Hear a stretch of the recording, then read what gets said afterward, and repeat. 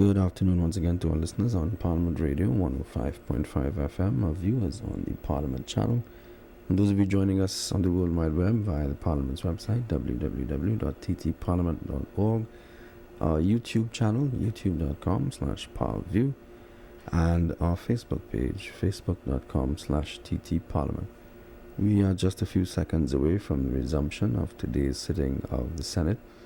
And debate is expected to continue on the Tax Information Exchange Agreements Bill 2016, which was piloted by the Minister of Finance, the Honourable Call Member. So far, we've had contributions by Opposition Senator Wade Mark and Senator H.R. Ian Roach. We expect that debate will continue in just a few seconds' time. Earlier, we had some 10 questions which qualified for answer, 4 questions for urgent answer. There's 1 report that was laid. 20 papers were also laid. And we go over now for the resumption. We now return to our coverage of the 13th sitting of the Senate in the second session of the 11th Parliament. It takes place on Tuesday, March 7th, 2017.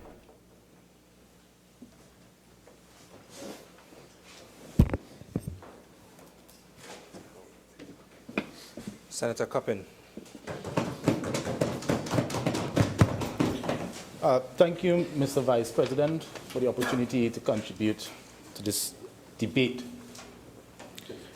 Now, Mr. Vice President, I say debate, but I think we would all agree at this late stage of proceedings, after a joint select committee, 2 debates in the House, numerous public consultation and commentary on this piece of legislation, that the word debate is perhaps a misnomer.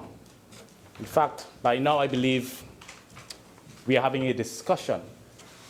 It is a foregone conclusion, I hope, and I don't want to be presumptuous, that this piece of legislation, as critical as it is to the economic survival of our country, will be passed today with little drama. So, Mr. Vice President, I would like to take a page out of the book of Senator Roach, as he was very concise and to the point.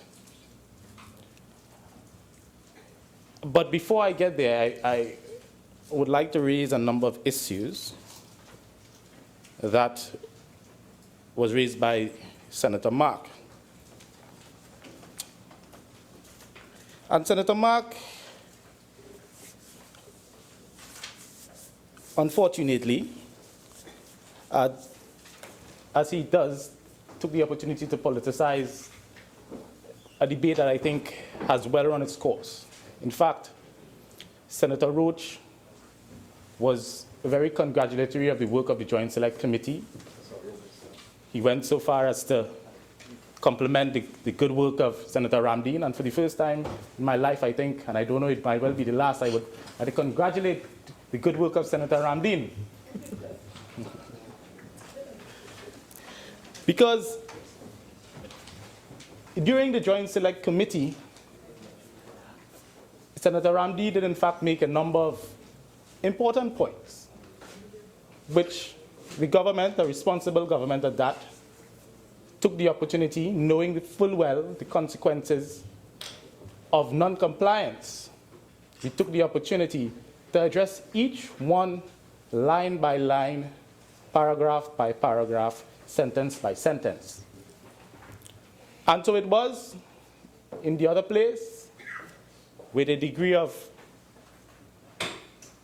debate and compromise, we have arrived at the position where we are today. But Madam President, Mr. Vice President, I took slight umbrage to Senator Mark chastising the Bankers Association of Trinidad and Tobago and saying that they ought not involve themselves in a debate of this nature. But if he were a member and if he had the opportunity to participate in the Joint Select Committee, as I'm sure is colleague Senator Ramdeen would have told him. The Bankers Association, in fact, provided information that was critical to the deliberations of the committee. And had it not been for the contributions of the Bankers Association, a lot of us would be none the wiser. And I would like to just put on record that I am no apologetic for the Bankers Association of Trinidad and Tobago, but I recognize the important work, the expert opinion, the contribution that they gave in service of this country. I just want to applaud that.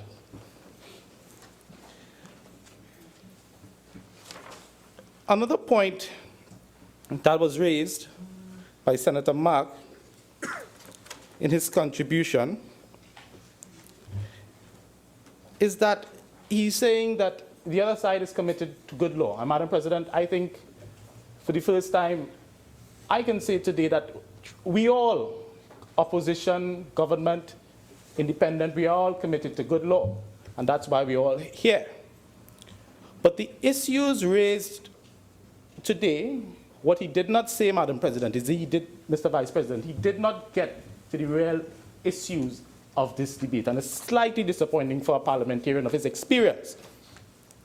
And some of the issues that the committee was faced with, and Trinidad and Tobago was faced with in this debate, and will be continuing, is the issue, and I want to list them out and perhaps just go through them one by one, is the issue of tax evasion and tax fraud, the issue of confidentiality,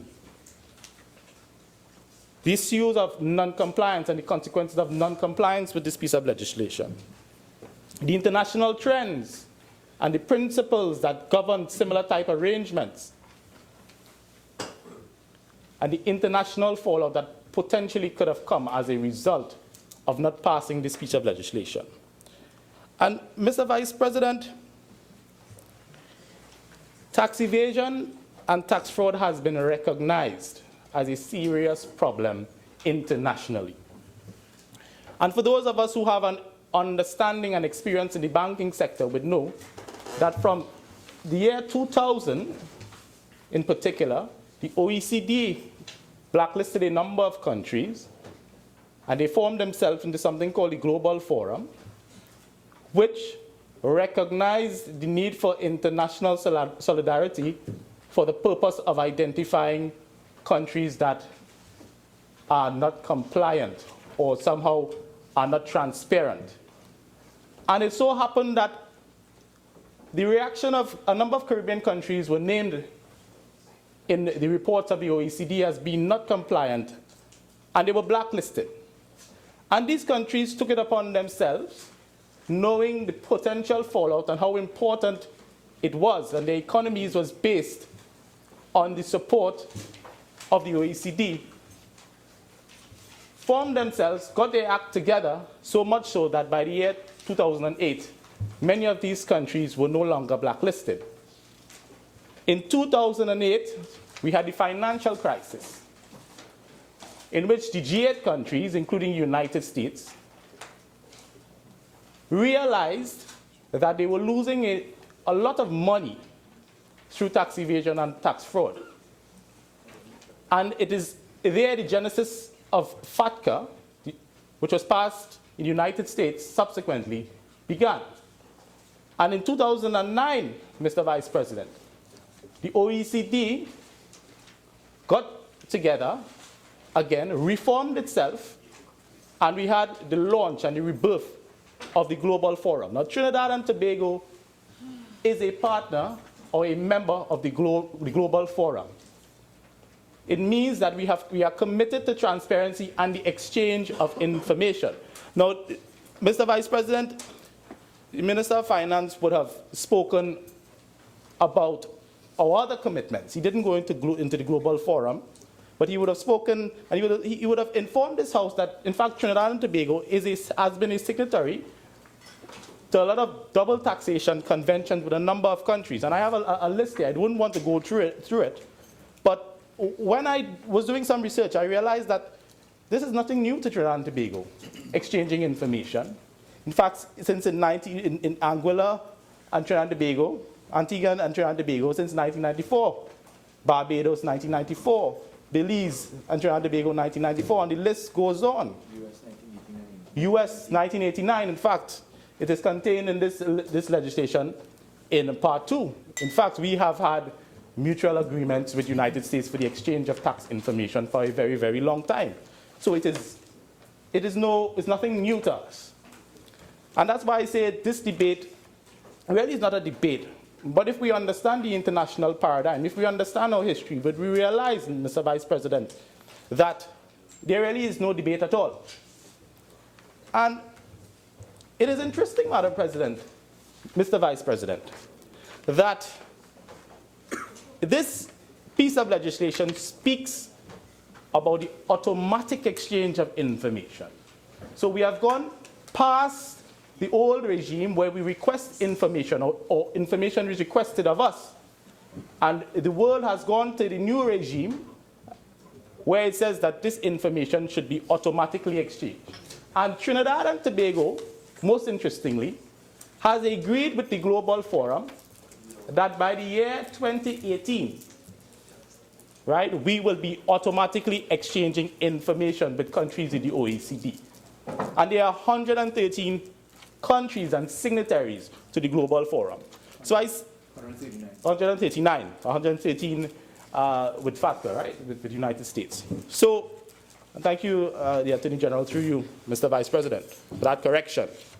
So once we understand the international trends or where we are going, where the international community is going as it relates, then this bill ought not to have taken the amount of time and effort that it has taken place and has aroused the type of emotions that it has.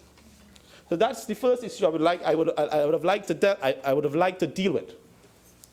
The second issue, which Senator Mark and I suspect perhaps Senator Ramdeen or Senator Sturge would perhaps elucidate, is the issue of confidentiality. That issue finds itself and has been bred new life in the form of the Data Protection Act. And a number of provisions of this act, the Data Protection Act, appear to be inconsistent with the provisions of this new bill. And this act goes on to clearly, it recognizes the potential for such a conflict, and it attempts to resolve it by dealing with it frontally and saying that notwithstanding these provisions may be inconsistent with the Data Protection Act, we will allow the United States and Trinidad and Tobago to exchange information automatically. So I would have liked perhaps Senator Mark to have dealt with those types of issues, but Senator Mark is Senator Mark, and he will always use the opportunity, I suspect, to embarrass this government. Attempt to embarrass this government. But to no avail. The people of Trinidad and Tobago are wiser, they're smarter, they're educated, Madam President, and they know how to differentiate fact from fiction, or fact from FATCA. Thank you. So, Mr. Vice President, having dealt with the tax evasion, confidentiality, and the data protection issues, I would like to say what this debate is not about. And I don't want it, the good work that we have done, to be reduced to wranglings and esoteric speak about issues which have no real bearing on this, which are not in contention. And one of those issues is the issue of reciprocity, Madam President, Mr. Vice President. Mr. Vice President, the issue of reciprocity, I think there is no one in Trinidad and Tobago who would agree, or who would not agree, that reciprocity is a good thing for Trinidad and Tobago. Reciprocity simply means that the United States at some point in time or periodically will release certain information on residents and all residents who have banking and financial dealings in the United States. And what Senator Mark did not say, he was clear, or he made sure that he stayed away from mentioning reciprocity in his argument. When we all know that reciprocity had been at the heart of the United National Congress's opposition to this bill.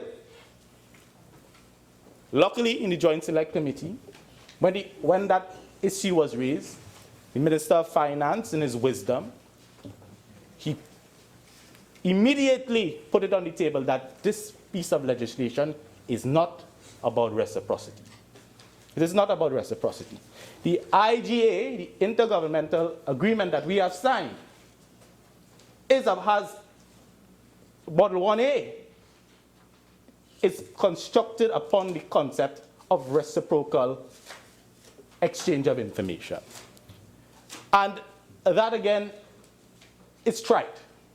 There's no debate that that is a good thing. If you look at most of the 113 countries that have signed on to the IGAs, I don't see, maybe 2 or 3 of them have chosen to have a Model 2. There are 2 forms of Model 1, some reciprocal, some not reciprocal, but the vast majority have agreed for the reciprocal exchange of information with Trinidad and Tobago. And why is that a good thing? Because, Mr. Vice President, we know that Trinidad and Tobago has been struggling for the last 6 years with issues of deficits.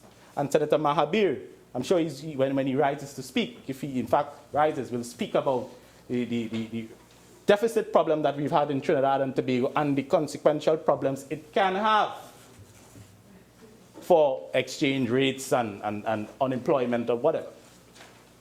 But if we are serious about clamping down on the deficits, the United States recognized this problem in 2008. In fact, one report from arising out of the Treasury Department spoke to $70 billion being lost every single year through OFCs, that's offshore financial centers, through tax evasion. Now, if we extrapolate, or if we reverse the argument, and we look at our own country, we would recognize that a lot of our hard-earned cash, perhaps, is being stored somewhere else in some other jurisdiction, and reciprocity becomes fundamental to our fight to trying to find where these accounts and taxpayers may be hiding their assets and their revenues. So reciprocity is a good thing. So I was quite surprised. I was perturbed. In fact, I had sleepless nights, Mr. Vice President, when in the Joint Select Committee, the first objection was to reciprocity. In fact, it was like a word that just sent some members crazy, Mr. Vice President. And they were so happy when we took it out of the recitals. And the work of the committee, in my estimation, and I could be wrong, really began to progress when some members realized that it takes the United States of America has to implement in their own jurisdiction laws to govern and to execute reciprocal agreements with Trinidad and Tobago. That's when it stopped being frank. Well, that's when they began, yes. All of a sudden, the work began to move like clockwork. It was like oil in a machine, Mr. Vice President. And I would like to thank the Honorable Minister of Finance for clearing up that misconception, for clearing up that alleviating the fears of members opposite. But Mr. Vice President, Senator Mark was not there, so obviously he's not privy. That's why we finished. Yes, that's why we finished. He's not privy to what happened in the Joint Select Committee. And Mr. Vice President, I want to deal with the issue of sovereignty, because that is another issue that was raised in the previous debate, and somehow that Trinidad and Tobago is going to lose its sovereignty by entering into agreement or not coming to debate in this House about the workings of the IGA. But Senator Roach said it right. The BIA and Dr. Rowley, in fact, said it best. Senator Roach recognized that we are a small island developing country, and Dr. Rowley has said it in the House, that we are a country that has to do business with the United States. And if we don't enter into these types of agreements, the United States would simply say, well, do not participate, do not trade with us. As someone who is involved in the private sector myself, Mr. Vice President, every week we have to import from the United States. We use correspondent banking. If we had continued to play politics with this issue, Mr. Vice President, what would have happened is that the $2.4 billion in imports in goods, yes, this is $2.4 billion every year, is imported from the United States in goods. We are not speaking about remittances and import of services. We are not speaking about this. But could you imagine applying 30% of withholding tax to those transactions? A number of institutions, trading partners with the United States, they apply a 35% markup, average some 35 to 30%. In fact, what that would have done, the imposition of 30% withholding tax would have done, was to reduce the margin to next to nothing. In fact, some companies would have gone out of business. And if these companies would have gone out of business, what would have happened? The cycle would have continued. Unemployment would have been on the rise. We would have had budget deficits increasing, murder, mayhem, all the social ills would have been occasioned by such the imposition of a withholding tax. So, Mr. Vice President, the implications of FATCA and non-compliance is serious. And I'm so glad, I'm relieved that we have arrived at this position where there is consensus between the opposition and the government. And I hope that the independents, I'm confident in their love for this country and their wisdom and impartiality and objectivity. And I know that they will unite for what is right, and that they will assist us in passing this legislation without further delay. Mr. Vice President, before I take my seat, I want to deal with one more issue, and I know the Minister of Finance, he will address it as well when he rises to give his wrapping up. But the issue of the minister and the powers of the ministers, that a lot has been made of that. And the CPC has been very helpful in our deliberations in the Joint Select Committee. And the CPC has provided comparative comparisons with similar jurisdictions, Caribbean jurisdictions, and how they have dealt with or implemented their IGAs. And it is important to realize, Mr. Vice President, that there has been really no hullabaloo in other Caribbean jurisdictions about the role of the minister. So for instance, Mr. Vice President, in Jamaica, who is the competent authority? The minister with responsibility for finance, as it is in Barbados. If we look at the IGA, who is the competent authority? Is the Secretary for the Treasury. So there is some obfuscation of the issues. There is some, it's almost like they've treated these institutions and personalized it. It's somehow maybe they're afraid of the Minister of Finance, that he's somehow going to get on his high horse and start abusing his powers under the IGA. The IGA, Mr. Vice President, if one looks and reads the agreement, it speaks directly to secrecy and institutions being put in place for the protection of the confidential information of citizens. And it guards against abuse, and is very cognizant of the possibility of abuse by persons in other jurisdictions. So to say somehow that the BIR needed to be there, it's a concession that the government has made in the name of peace and in the name of getting this legislation passed. But there really is nothing untoward, there's nothing invidious, there's nothing strange about the Minister of Finance being the competent authority. So I just wanted to put that on record, Mr. Vice President, that there is nothing invidious about the minister being the competent authority, and there is a lot of precedent in such action. So, Mr. Vice President, I think I've traversed these issues. I know the Minister of Foreign Affairs, maybe when he rises to speak, will speak about the political potential fallout that such a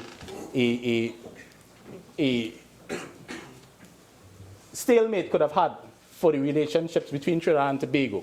In fact, we rely on the United States for a lot of things. Recently, there was a big drug bust,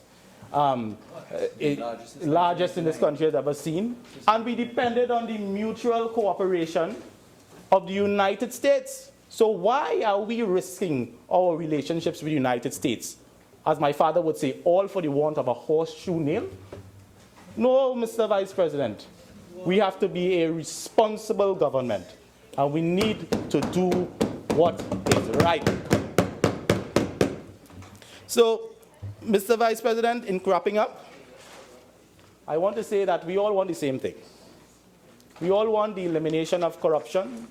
We all want the elimination of tax fraud.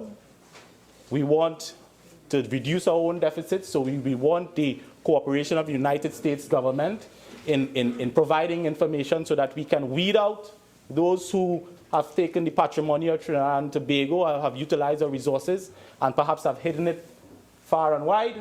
We want that. It's right, we all want it.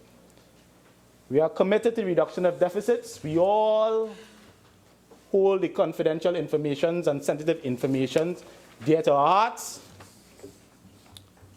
This bill, although there is some touching on data, private sensitive information, it deals with those issues in a proportionate way, and there are legitimate aims to be had and to be addressed in this bill. I want to congratulate the Minister of Finance, and the Honorable Attorney General, the staff of the Parliament, the Bankers Association, who were vilified by Senator Mark on very unwarranted attack on them, and AmJam, Central Bank, I don't know if the Central Bank, the credit unions, the Parliament staff, the SEC, the CPC, yes, who has provided a number of opinions. The credit unions, yes, Senator Ramdeen, you're on fire today. Right? And most of all, Mr. Vice President, the citizens of Trinidad and Tobago.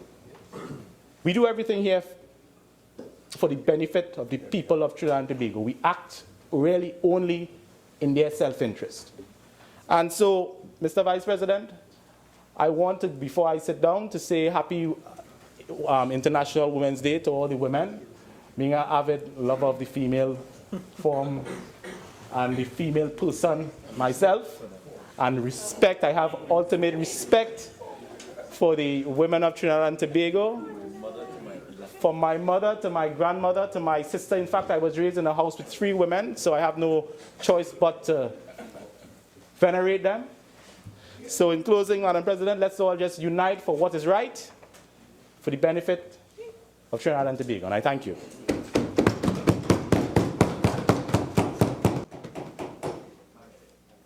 Honourable members, as indicated earlier, Madam President would have indicated that we would come back to item 8 on the order paper, and as such I crave your indulgence to return to that item now. Senator Richards.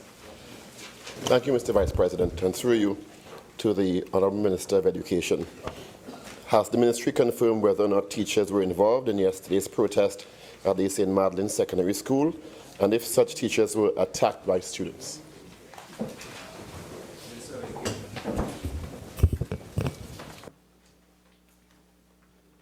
Thank you very much, Mr. Vice President, and thank you very much for your question, Senator Richards.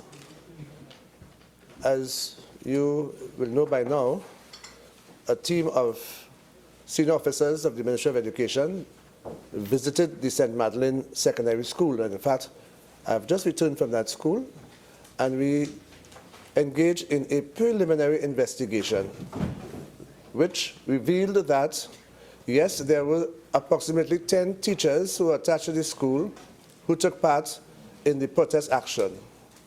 In terms of whether missiles were hurled against those teachers, we have been having conflicting reports. A police officer who was present yesterday and who was on site today indicated to us that she saw no missile being thrown to anybody. However, the school supervisor has it on her phone where 2 soft drink bottles were thrown at the fence. It wasn't directed to the teachers. This is what we were shown. But in meeting with the teachers, some teachers indicated that, in fact, they were pelted with missiles. We will be conducting a thorough investigation. In fact, the investigation started today, and we'll make sure that we have all the relevant information before any action is taken. Thank you. Thank you. Minister, can you indicate as to whether it is within the Education Ministry's policy for teachers to participate in such kinds of protest action?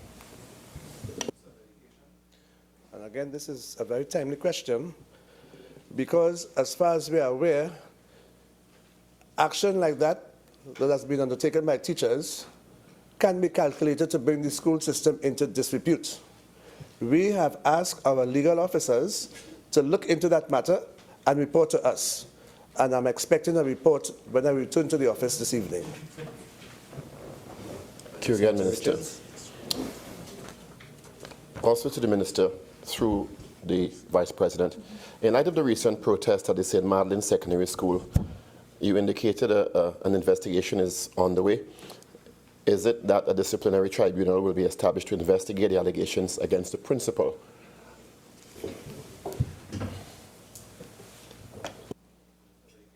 Mr. Vice President, there is a process that we must follow. And that process involves, first of all, ascertaining the facts of the matter. And at present, we are in the business of ascertaining whether those allegations that have been made against the principal are true. If we find that there is merit in these allegations, then we will set up our own investigating team and report to the Teaching Service Commission. The Teaching Service Commission, again, if they find that there is merit in that report, will then set up a tribunal. But a tribunal, I must say, isn't set up just like that.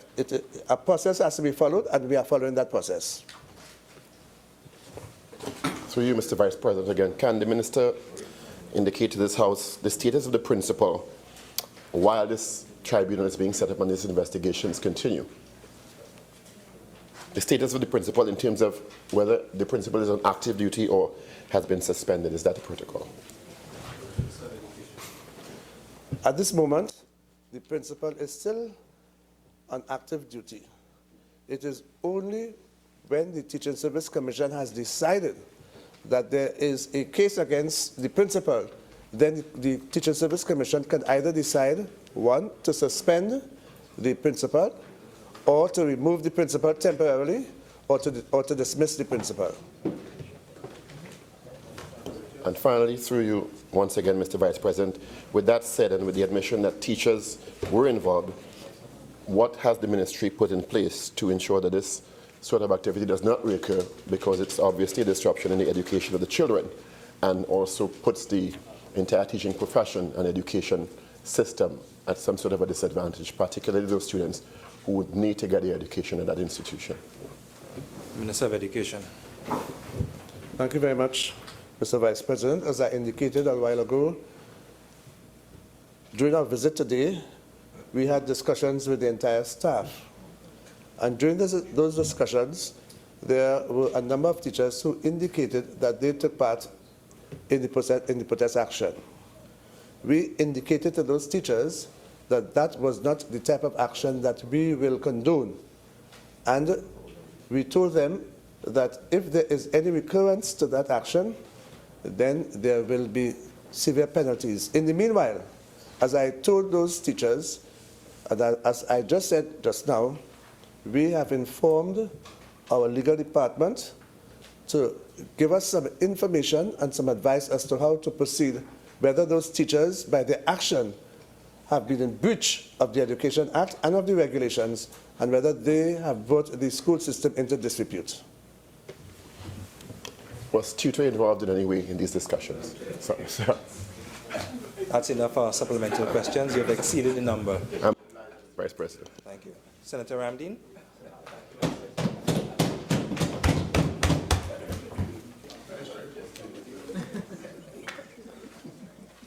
Mr. Vice President, as I rise to contribute to this very important debate. Senator Ramdeen, 1 second. Let me just indicate for members of the public and honorable members that the debate that was in progress prior to the interruption for urgent questions will now resume. So continue. Vice President. Mr. Vice President, as I rise to contribute to this very important debate, I want to begin my contribution by firstly paying tribute to the parliamentary staff that were assigned to the Joint Select Committee in this matter. The Joint Select Committee, of which I was a member, Mr. Vice President, would not have been able to complete the work that it did in the time that it did without the dedication and commitment of the parliamentary staff. And I want to single out Ms. Kiva Jacobs, who was the secretary to the JSC, and to indicate that we as a parliament are lucky to have persons with that kind of dedication and commitment.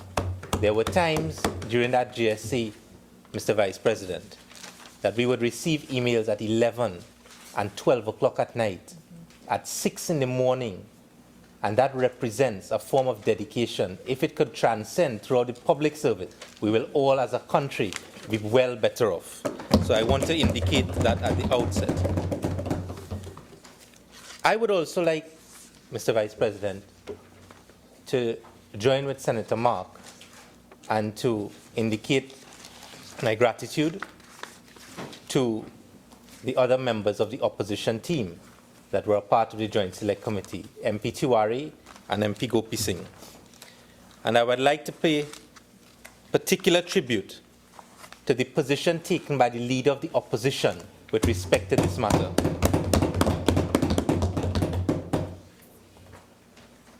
The position taken by the leader of the opposition, Mr. Vice President, was one that demonstrated true leadership in times when the government thought that the opposition would cave in this particular piece of legislation. At the very outset, on the very first day, on the 9th of September, when this debate began in the other place, the position of the opposition was made very clear by the leader of the opposition, that this was a piece of legislation that ought properly to be before a Joint Select Committee.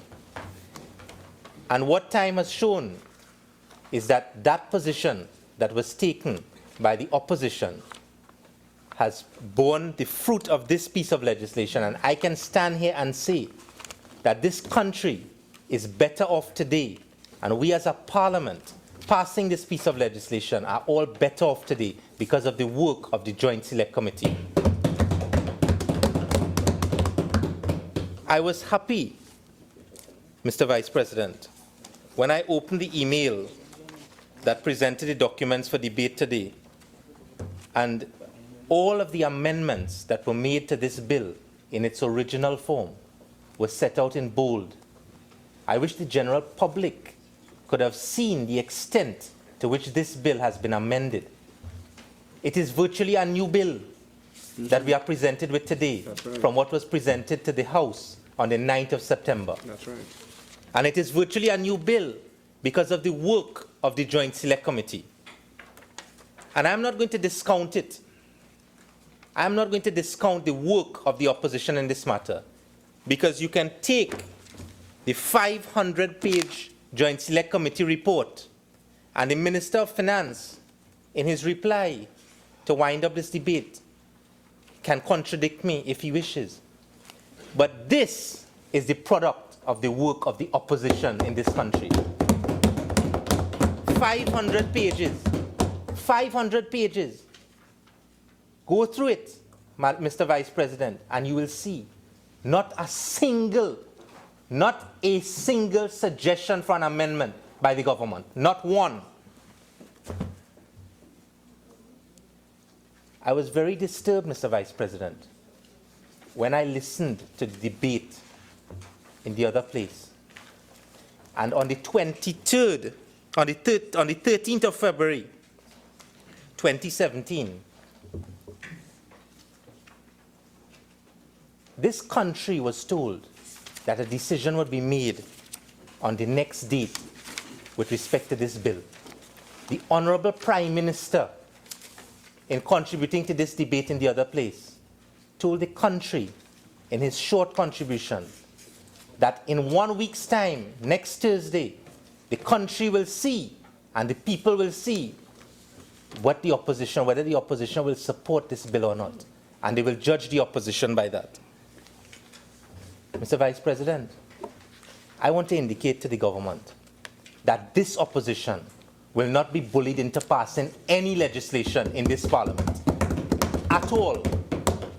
And we will not support any legislation that is brought by this government that does not pass the constitutional threshold, whether it be Section 4, Section 5, or Section 13. We will not support it.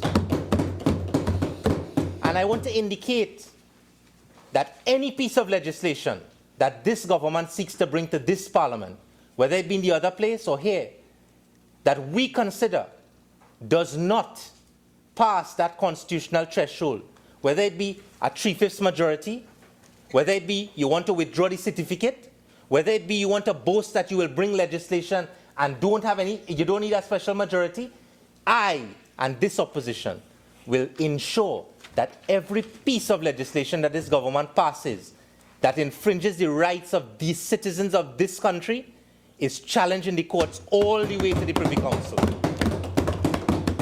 And you can cry surat as much as you want, right? There are two strong dissenting judgments by two of the most distinguished public lawyers this country has seen, Chief Justice Archie and Justice of Appeal Jamada, in that Barry Francis judgment. And I will stand here today because I understand how the law changes over time. And that same Surat judgment that is being plastered up and down about legitimacy and proportionality, you will see the day will come very soon when the Privy Council will revisit Surat, and you will see what will happen to those two judgments in Barry Francis as the dissenting opinion. Because you know why? We as a parliament have a responsibility to pass laws that are in accordance with the Constitution. That is why we demanded a GSC in this matter. That is why the leader of the opposition did not flinch to the last minute, and we were not going to give in at any point in time to the government. Because, Mr. Vice President, when you look at the piece of legislation that was brought to this parliament by the Minister of Finance, being advised by the Attorney General on the 9th of September, God help the people of this country if we had passed that piece of legislation in the form that it was in at that point in time. It was atrocious. And I will go through clause by clause. Clause by clause. But I want to start off by saying, you know where this journey started, Mr. Vice President? This journey with this piece of legislation started on the 2nd of September last year, when the leader of the opposition asked for a meeting with the Prime Minister about crime. That's when it started. Because in that meeting, this issue about this particular piece of legislation was raised. And I stand here and I ask to be corrected by any member of the government who was in that meeting, that the Honorable Prime Minister gave an undertaking to the opposition at that meeting that the opposition will be provided with this legislation before it was brought to Parliament.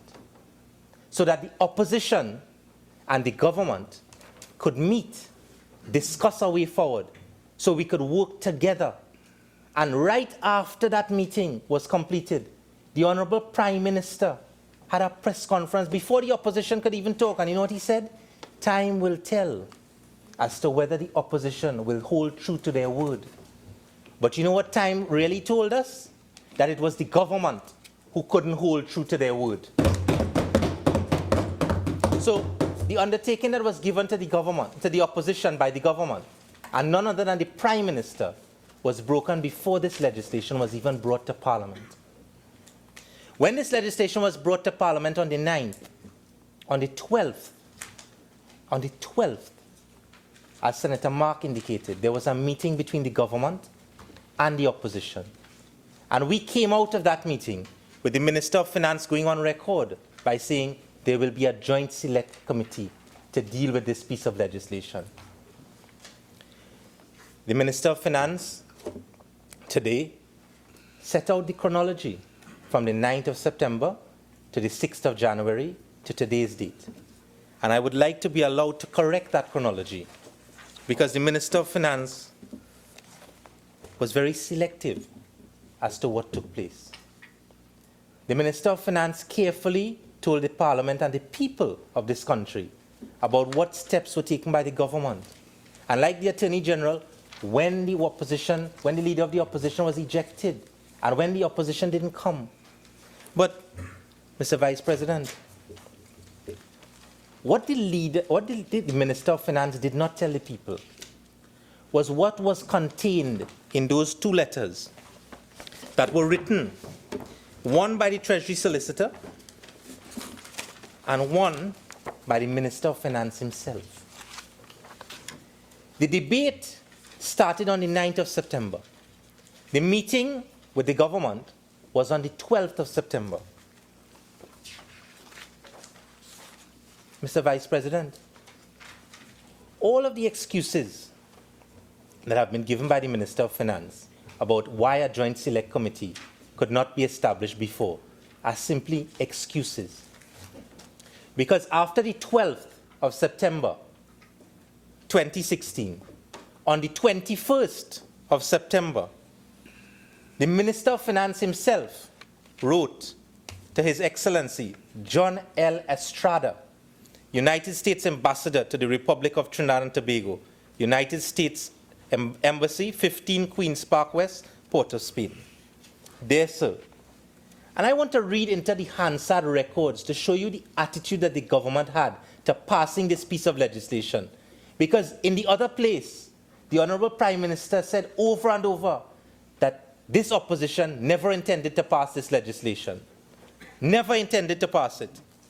When you agreed to have a joint select committee with the opposition on the 12th of September, the Minister of Finance wrote to the Ambassador to the United States on the 21st, before Parliament was prorogued, on the 21st. And this is what he said. The opposition requested that the government agree to place the bill before a joint select committee of the Parliament in order to have the widest possible consultation on the implications for individuals who would be caught by the provisions of the new Act. Given the intention to constitute a JSC to deliberate on the bill, Trinidad and Tobago will not have a key internal procedure in place in time for September 30th, 2016, to allow for the entry into force of the agreement. And this is what I want to read into the Hansard to answer the Minister of Finance. I wish to draw to your attention, however, to one correction. In the request dated September 14, 2016, mention was made of the requirement to relay and debate the bill, since it would have lapsed on the proroguing of the Parliament. And this is what the Minister of Finance is telling the US Ambassador. It should be noted that there will no longer be a requirement for this step in the plan outlined. The government and the opposition approved a motion to carry over the bill in the next session of the House upon the resumption of Parliament. The effect of this move is that the proceedings on the bill will be resumed in the new session of Parliament due to commence on September 23rd. So when you hear the Minister of Finance come to this Parliament and to come to this Senate and tell you, and tell the people of this country that the Joint Select Committee could not have been set up before because you had the budget debate and because you didn't have time and because you had the proroguing of Parliament, all of that is simply not true. Because the facts are that when you wrote to Ms. Vergadamo of the US Treasury, you didn't tell her that. And when you wrote to the US Ambassador, you were telling him that you're going to set up a Joint Select Committee. So what the Minister of Finance should tell the people of this country is after you wrote to the US Treasury on the 14th of September, 2 days after you had the meeting, and on the 21st of September 2016, why did you not set up the Joint Select Committee between that date and the 6th? And let me tell you all the opportunities they had. The 23rd of September, the 9th of September, the 9th of December, the 12th of December, and all during that time, Mr. Vice President, is it that the government is saying that they were not mature enough, that the leader of government business or the chief whip could not tell the chief whip of the opposition that you had told the United States you were going to set up a Joint Select Committee? Mr. Vice President, on the 12th of December, the chief whip in the other place criticized the government, of the opposition, criticized the opposition and asked the question, what is it that the opposition was afraid of? What is it that they want to do behind closed doors that they didn't want to do on the floor of the House? On the 12th of December, and since the 14th of September, you were telling the US Treasury you're going to set up a Joint Select Committee.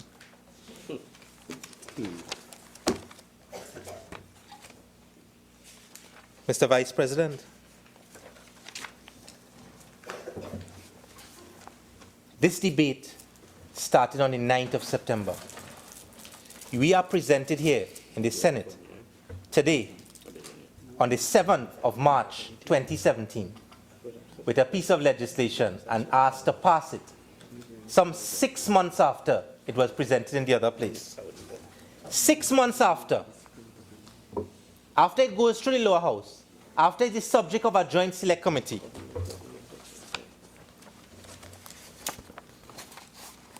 we are presented with a bill, an act to repeal the Tax Information Exchange Agreements Act and replace it with a Tax Information Exchange Agreements United States of America Act.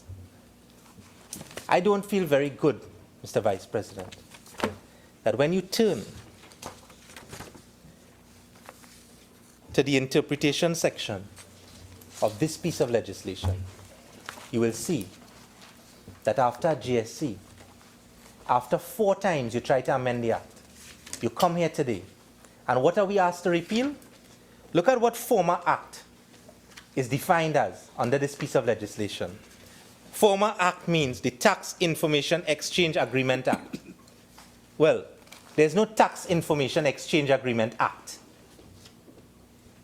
So when you pass this, after 6 months, you still get it wrong. Because I pointed out in the Joint Select Committee,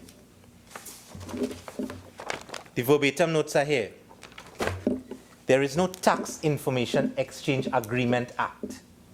It is the Tax Information Exchange Agreements Act.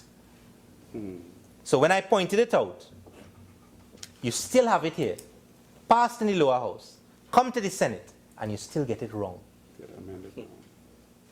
Right? So the Minister of Finance, in his wrapping up, will tell you that he needs to amend this now, right? After 5 months plus, because they just didn't get it right. And we still haven't gotten it right. You see,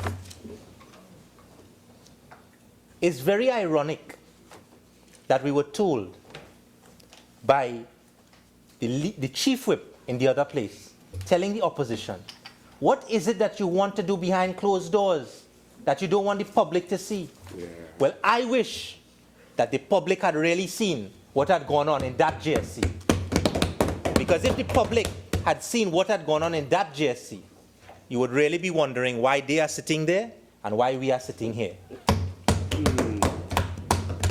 We had a piece of legislation that is piloted by the Minister of Finance. A piece of legislation that deals with the exchange of tax information between Trinidad and the United States of America. Let me tell the people of this country what went on in the Joint Select Committee that brought us here to pass this today, which is still wrong. The Attorney General in the Joint Select Committee started off by giving us a dissertation about double taxation. Double taxation. That the reason why we had to go this route was because Trinidad and Tobago and the United States of America didn't have a double taxation treaty. It's in the notes. Anyone can go and check it. Can you imagine that the government, under the Constitution, the legal advisor to the government is the Attorney General. The legal advisor to the Cabinet is the Attorney General.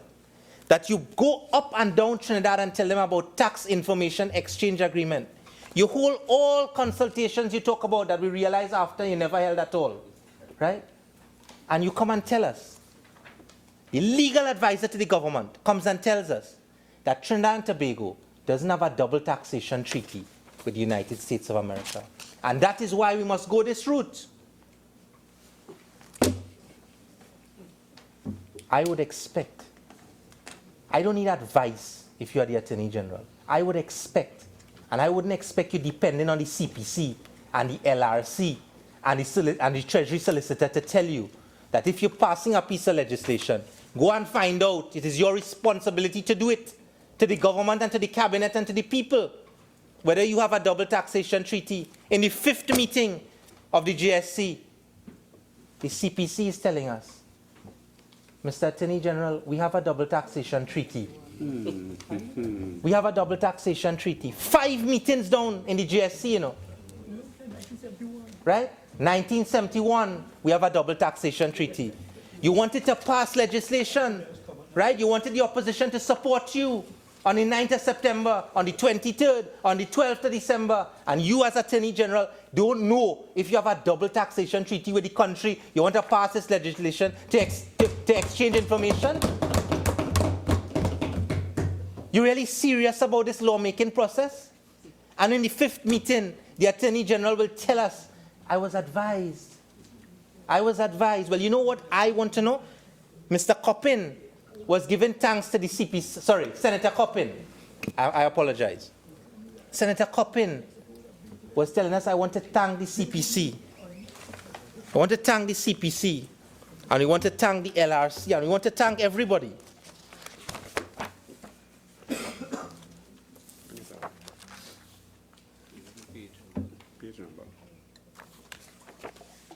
The minutes, the verbatim notes of the 2nd meeting of the JSC. And let me tell you why it's worrying. Let me tell you why it's worrying to sit there and experience this. Because the Attorney General, as I said that the core concept of a double taxation treaty is to get relief. So the relief is, look, I am already paying tax in Trinidad, so give me relief over here so that I do not have to pay twice. The US is the opposite.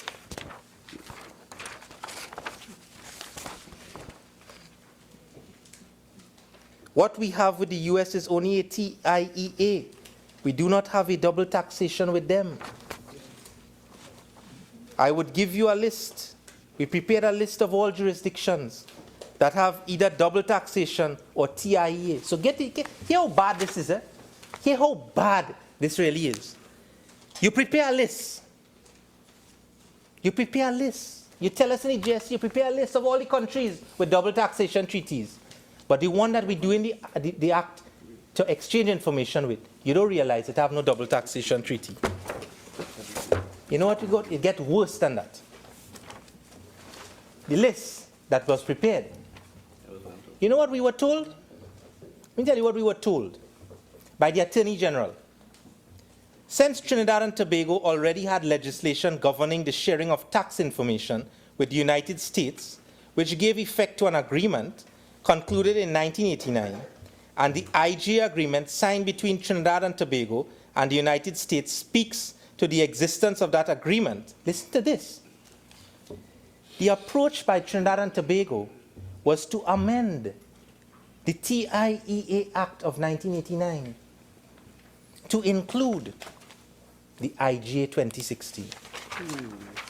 This is the Attorney General telling you that this that we are asked to pass, right, is to amend the TIEA Act of 1989.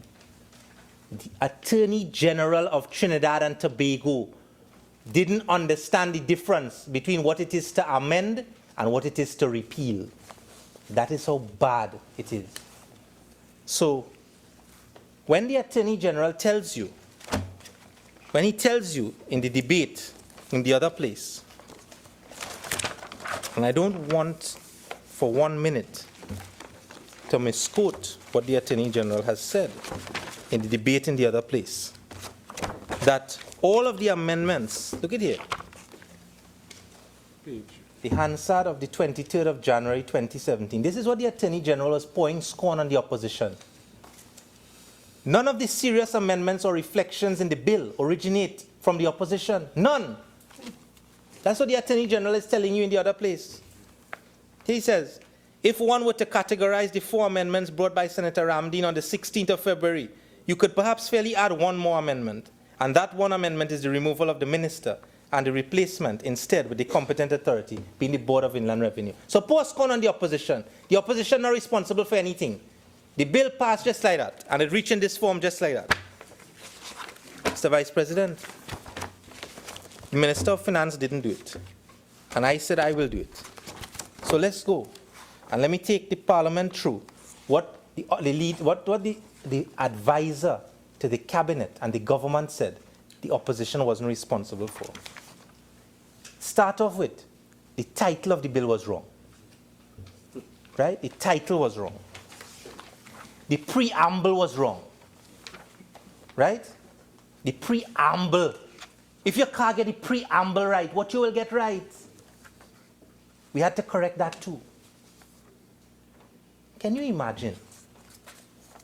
You know, this is worse than a first-year law student. Can you imagine that you are passing legislation?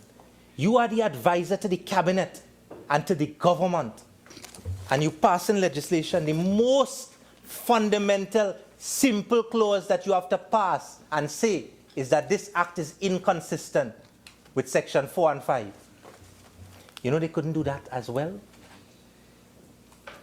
This act, anybody who understands legal drafting will tell you that what you are supposed to have is this act shall have effect even though it is inconsistent with Section 4 and 5. Do you know that what was presented to the House to be passed was this act is inconsistent with 4 and 5? That is what was presented to the House. Not that it shall have effect even though inconsistent.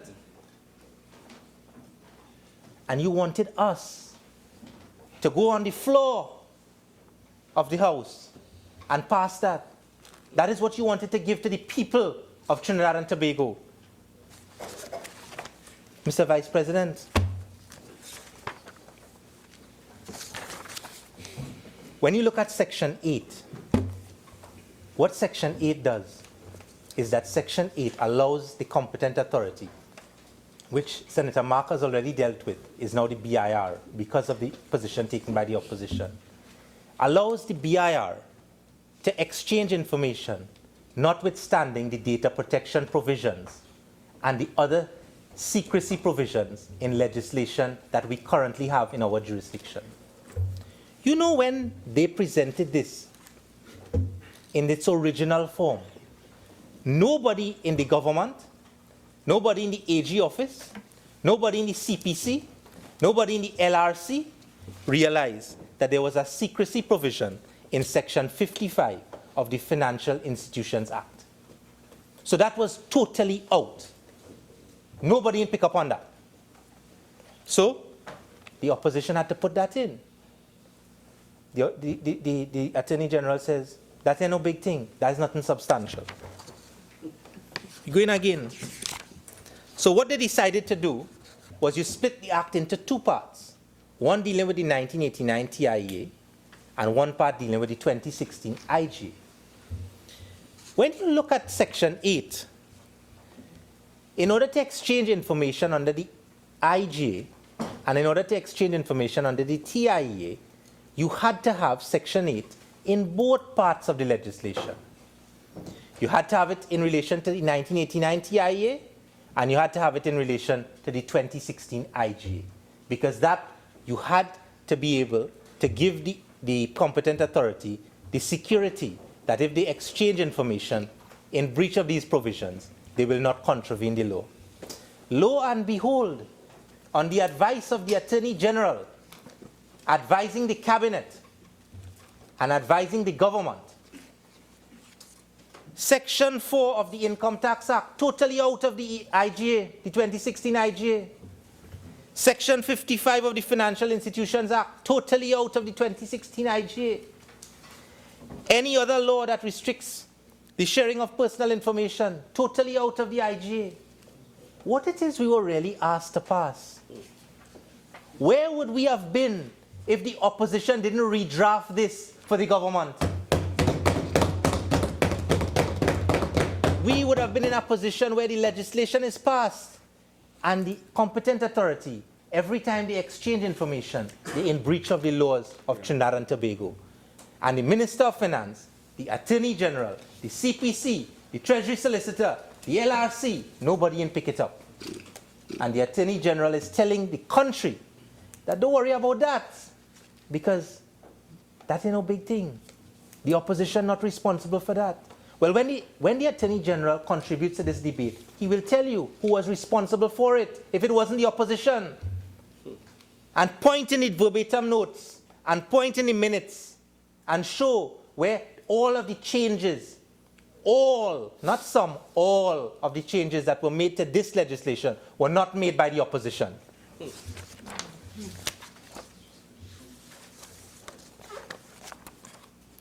Section 22.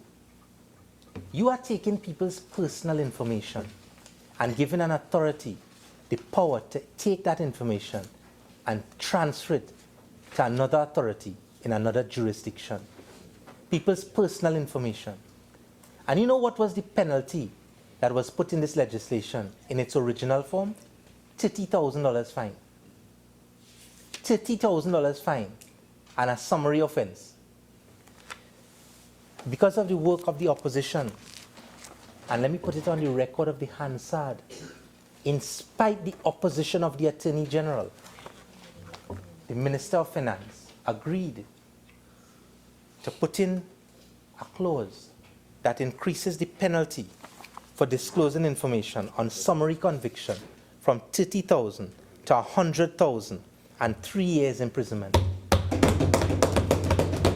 And because of the insistence of the opposition on indictment to a fine of $250,000 and imprisonment to 5 years, so that there is now some teeth in the law to actually deter people who want to even consider taking people's personal information and unlawfully transferring it to someone else. The law finally has something to actually deter people. Why? Because of the work of the opposition.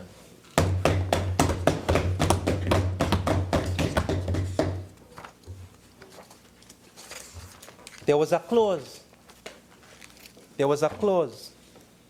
that was in this original bill that would have allowed any financial institution to bring judicial review proceedings against the Inspector of Banks, as was raised by Senator Mark.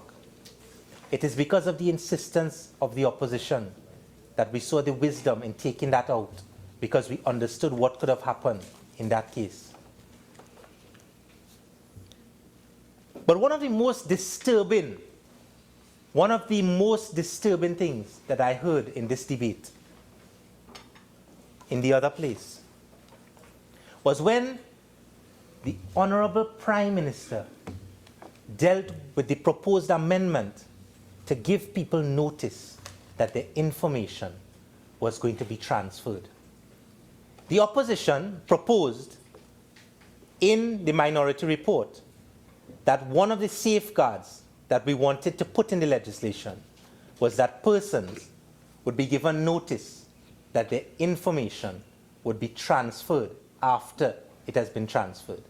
We initially asked for them to be given notice before, because as explained to the Minister of Finance in our discussions, the information and the basis upon which someone can be subject to the law is as a result of information that would have been provided to a financial institution. There is no mechanism for that information to be updated, so that because of a change in circumstance, someone may automatically not be subject to the law. But as a result of that information not being passed to the financial institution may continue to transmit that information automatically on the 30th of September. We made that proposal knowing fully well that what that sought to do is to protect the rights of the people whose information is going to be exchanged.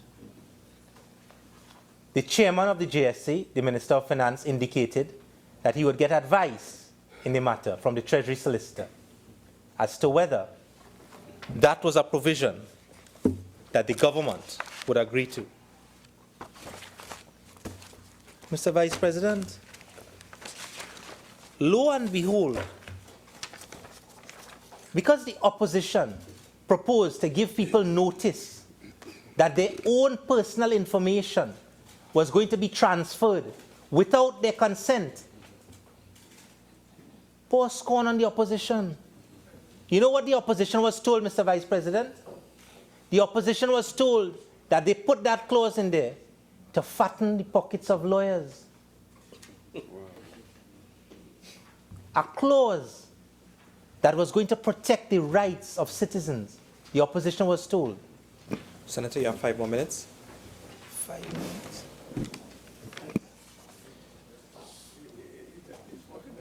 Well, Mr. Vice President, I took great umbrage to that. And I took great umbrage to that. I wonder what he was talking about, that it was so expensive and lawyers' pockets were going to be fattened because somebody got a right to know whether their information was being transferred. So I did a little bit of digging to find out how expensive it is when you go to enforce your right to know. And I came up with a very interesting order of the High Court in CV 2007 00185. And in that order, it is an order dated the 3rd of February 2010 before the Honorable Madam Justice Rajnath Lee, where it was ordered that the defendant shall pay to the claimant cost assessed in the sum of $900,000 plus VAT. $900,000 plus VAT in 2010 was $1,035,000. That was the cost that the taxpayers had to pay when Dr. Keith Christopher Rowley sued the Integrity Commission. And the Integrity Commission and the taxpayers had to fork out $1,035,000 because he wanted to know. He didn't have a right to hear, so he wanted to know. So when you, the taxpayers, pay $1,035,000 because the Honorable Prime Minister, as he then was, wanted to know and wanted to enforce his right to know, why are you criticizing people who want to know whether their information has been exchanged? And before I take my seat, there is one more thing that I cannot stand here and not talk about, which is that the University of the West Indies, and more particularly, the Dean of the Faculty of Law, Professor Rosemary Bell Antwine, somebody who I had the privilege to sit in my LLB and be taught by, was criticized by the government for making comments on this law. Why? Because she made comments on the wrong version. Why did she make wrong comments on the wrong version? because it had about 5 different versions that the government presented. So you didn't know which was the right one, which was the first, the second, the third, the fourth, the fifth. And none other than the Honorable Prime Minister would say that they are embarrassed because he has 3 degrees from UE, and he's embarrassed because his alma mater is the University of the West Indies. I am proud to be a product of the University of the West Indies. And I will stand and defend Professor Rosemary Bell Antoine and her good name, because it was in the interest of helping, assisting, and ensuring that a good piece of legislation was passed in the Parliament, that she took the time to make comments on this piece of legislation. Madam President, we are better off today because of the work of the opposition in this matter. We are better off today because the opposition is led by a woman of strength who didn't give in to the government. And we are better off today because what we are asked to pass today, though incomplete, as I have pointed out, and hopefully it will be corrected so that we can actually pass a piece of legislation that will have effect when it is assented to. At the end of the day, the people of Trinidad and Tobago cannot count on the government to secure their rights. They will count on the opposition. They can guarantee that this opposition will support their rights. I thank you, Madam President.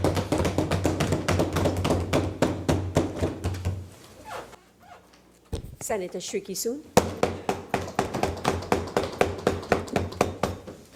Thank you, Madam President, for acknowledging me and allowing me to enter into this debate at this time. Coming in after Senator Ramdeen, you can actually feel the tenseness in the House.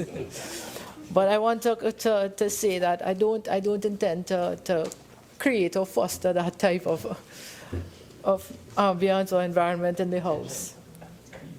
As I begin this today, I would like to thank my colleagues on the independent bench for allowing me the opportunity to serve as a member of the JSC that sat on this bill. And actually, it was my first JSC, and I found that the value, that the JSC on this bill really was invaluable, and it contributed significantly to the quality of the bill before us today. And with respect to the JSC, I would really like to commend the Minister of Finance, who was elected chairperson or chairman of that committee, for his leadership style and the way in which he entertained the views of all, and at no point in time disregarded anybody's view. And he maintained structure and order during all JSCs, and also tried to manage it punctually. And I found that within the time frame, and I found that was very, very, very commendable by the Minister of Finance. I'd also like to commend the Honorable Attorney General, who's here with us today, for entertaining a request of the independent bench to meet with us to share on details of this bill prior to the bills being laid in any of the houses. And I remembered on the last occasion we had such an occurrence. I disagreed with the approach because it was done during the debate. And I did voice my concern, and given the approach by the Honorable Attorney General, I'd really like to thank him for giving way to our request and the manner in which he did it. A lot has been said about Senator Ramdeen's contribution to the JSC as well as the other opposition members, and I want to say for sure today that I was really I was impressed by the quality of work by the opposition and the contributions of a colleague, Senator Ramdeen, at the JSC.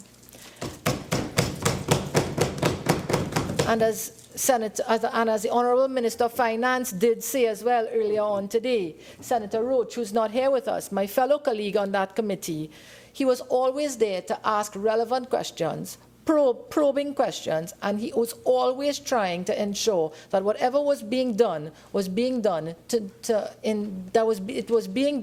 towards achieving consensus and passage of the bill. He was very, very, very strict on that, and he would always ask, would this lead to the bill being passed? So I really want to commend and acknowledge the efforts of Senator Roach, as well as the parliamentary staff and all the other staff members of the CPC for their contribution. Madam President, as I would begin today, I don't want to be too long, but I would like to actually get into the bill a little. because that's the subject of the matter here today. So I would like to begin by saying, by really speaking to the citizens of Trinidad and Tobago, because what I've realized, and via phone calls, messages, conversations on the street, there's been a lot of concern among among citizens of Trinidad and Tobago as to the impact of this piece of legislation on their lives. So everyone wants to know how it's going to impact on them. So the question is, what really is FATCA? And FATCA, as was said earlier, is a Foreign Account Tax Compliance Act which originated in the US in 2010. And this is what FATCA sought to do at this time, and I'm going to come back to this point a little later. It sought to introduce a mechanism to detect non-US financial accounts of US taxpayers. So it was really targeting accounts of US individuals held outside of the US. The act sought to force US persons, including those living outside of the US, to file yearly reports of their non-US financial accounts. And it was estimated at that time that as much as 8.7 million US citizens living outside of the US who are subject to domestic taxation in the US were not doing so. So this legislation originating out of FATCA, which has its origin in the US, is really about a tax revenue collection measure of the US for its citizens living outside of the US. So it's really geared towards those individuals who have US connections. In the attempt of the US to collect that information, they decided to go the route of an IGA, which would really be intergovernmental agreements for information exchange. And that's how the term IGA came up. And there are different models of the IGA, for which Trinidad and Tobago signed on to Model 1A. And then there's the TIEA, which is the Tax Information Exchange Act, which is exchange agreement, which is brought before the House today. So there are three acronyms: FATCA, IGA, and the TIEA. What's the link? FATCA originates in the US, that's their law. The IGA is the intergovernmental agreement between governments to share information, and the TIEA, which is before us here today, really speaks about the law to enact the ability of the state and to share information with the US. So three areas. And it really talks about US persons, and a US person is defined as a citizen of the US, a partnership or corporation organized in the US under the laws of the US, a trust if the court in the US has administration rights over it, or a non-US entity with one or more controlling persons that is a specified United States person. That is what it is. So the average citizen of Trinidad and Tobago with no affiliations to the US, whether in terms of citizenship or through commerce, has nothing to worry about at this time with respect to this law. So the average citizen of Trinidad and Tobago will not be affected by this law in its current form. But then why is it that this piece of legislation before us is so important? And I would like to say the first reason why I think this piece of legislation is important is because the government of Trinidad and Tobago, the last regime, signed on to an IGA and gave a commitment. And therefore, by signing on to this, we are committed to an agreement. And that's the first reason in my mind, because our name is out there, Trinidad and Tobago. We gave a commitment. And that's why I think it's the first reason why this piece of legislation is important. The second reason why I think this is important is because there are two dire consequences to Trinidad and Tobago and various sectors for non-compliance. That one being local financial institutions being subjected to a 30% withholding tax if this law is not passed, if we're not compliant, and termination of correspondent banking. That is to say, all transactions leaving Trinidad and Tobago, which is an international transaction, must be cleared in the US. That ability would be lost. So those are the two reasons in my mind why this agreement or while this law must be passed, because it has direct implications on the economy of Trinidad and Tobago.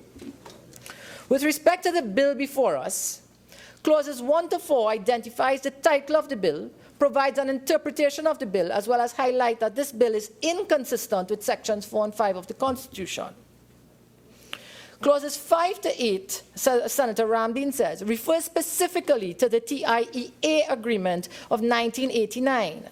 Now, why this is important is that the TIA agreement of 1989 facilitated the exchange of information between the US and Trinidad and Tobago. However, because it was disseminating confidential information, a 3/5 majority was required when this bill was passed in 1989. This did not occur. So what was happening was the BIR, who was actually the source in Trinidad and Tobago exchanging the information, was acting out of their remit. And so this piece of legislation before us, clauses 5 to 8, sought to correct that retroactively, so as to validate the actions of the BIR.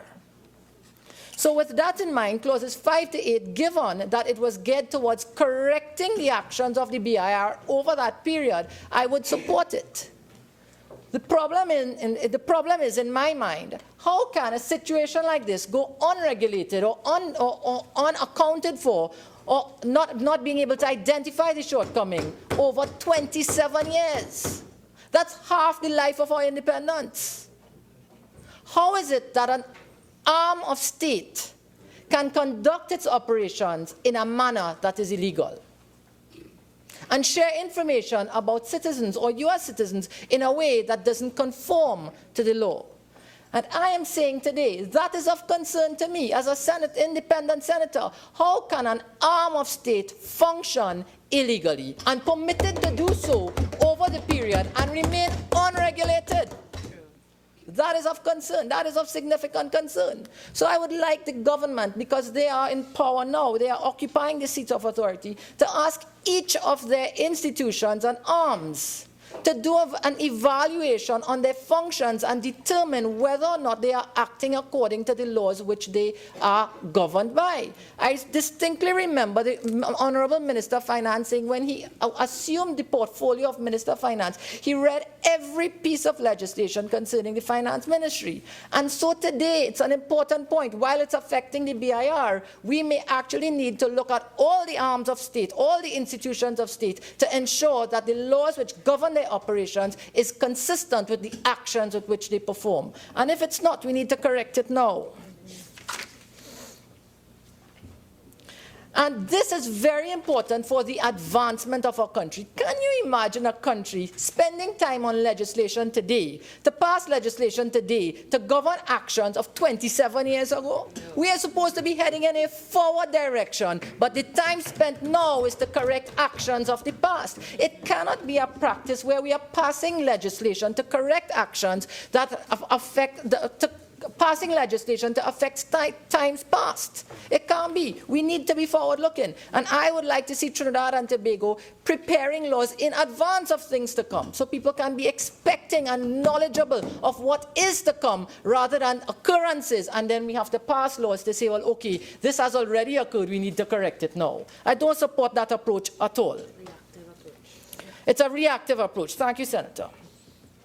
Clauses 10 to 22, in my mind, really speaks to the heart of this legislation. Clause 10 of the bill allows for the processing of sensitive personal information by financial institutions. Clause 11 of the bill allows for the receipt of sensitive personal information by the competent authority from financial institutions. Clause 12 of the bill allows for the competent authority to disclose sensitive personal information to the Secretary of the United States Treasury. And Clause 13 of the bill allows for sensitive personal information to be forwarded to the competent authority. As Senator Ramdeen says, and Senator Coppin in his presentation says, the Data Protection Act of Trinidad and Tobago specifically provides for the protection of personal privacy and information. And so what was required in this law was a relaxation of the clauses of the Data Protection Act so as to facilitate the information exchange of personal or sensitive personal information. Section 4 of the Income Tax Act, and I'm using this act because it's the act which governs the BIR, says every person having any official duty or being employed in the administration of this act shall regard and deal with documents, information, returns, assessment lists, and copies, etc., as a secret and confidential. This is the BIR. And it goes on to say in Clause 2 and 4.2 that any person having possession of this information and disseminates it commits an offense. Section 8 of the Financial Institutions Act also says the same. No director, officer, or employee of the central bank or person acting under the direction of the central bank shall disclose the information. But when we look at the bill before us here today, Section 7.4 of the bill says, where the competent authority, being the BIR in this case, believes that information requested under this section is in the possession of a financial institution, it may require the financial institution to provide the information. So here in my mind, when I'm at the JSC and I'm raising this issue, how can the BIR instruct a financial institution to provide information? And I was very concerned with that because that's two unrelated entities sharing information. And so it was pointed out to me, and that was my real concern. I had a real problem with that. And the Honorable Attorney General was very helpful in alleviating my concern with this. And he said to me, okay, what's happening here is, yes, the BIR is the competent authority, but if they require the information from the financial institutions, they need to go to the supervisory agent of the commercial banks, which would be the central bank. And the central bank would obtain the information from the commercial banks and then facilitate it to the BIR.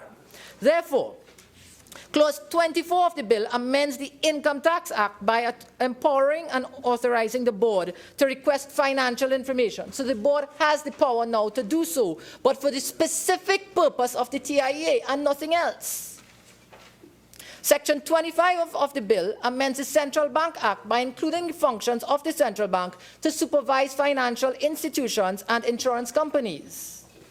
And Clause 26 of the bill amends the Financial Institutions Act to give the central bank power to disclose information to the BIR.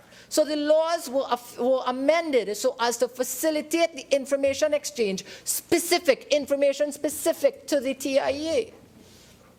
And very importantly, which came up as a result of the JSC and the central bank being invited at the JSC, Section 26B, subsection 2, allows the central bank to enter into an MOU with the Board of Inland and Revenue in the context of the TIEA, so that the information exchange between the central bank and the BIR is not one that is automatic, or it's not one where the BIR can instruct the central bank, but an MOU, and this law specifically created that, a memorandum of understanding between the BIR and the central bank so that the central bank can collect the information from the financial institutions and then share the information with the BIR, but the information remains specific to the TIEA. And I found that that was a particular strength of this legislation, and it really alleviated the concern that I had with respect to the sharing of information among state agencies. So this piece of legislation was corrected and improved at the JSC, with the central bank having its input and specifically requesting this. And I'm saying here, that is just one example of the value of a JSC in this situation. Clause 17 of the bill, Section 17 of the bill, and Senator Ramdeen alluded to it, speaks of notification of an account holder. This at the JSC was not approved in the form that it was presented, but I'm happy to see here today that a person's information that is being shared is now informed, even after, but at least they become aware. The slight reservation I have with it is that Section 17, subsection 5 of the bill specifies that a notification under subsection 3 shall be in the form prescribed by the minister. And I'm just asking, and I stand to be corrected here. Clause 18 of the bill says, the competent authority shall enter into an agreement with the Secretary of the United States Treasury. That's the BIR and the US Treasury. The minister was removed as the competent authority from the legislation. And now we're saying we're going to exchange information. We need to inform the person. But when we're doing it, the minister is the one that has to provide the form for it to get done. I'm not too sure I'm comfortable with that, because on all accounts before, the minister was removed. Why when we are informing the person of the reportable account, that the minister has to get involved? In my mind, it should have still been held within the competent authority, which is the BIR.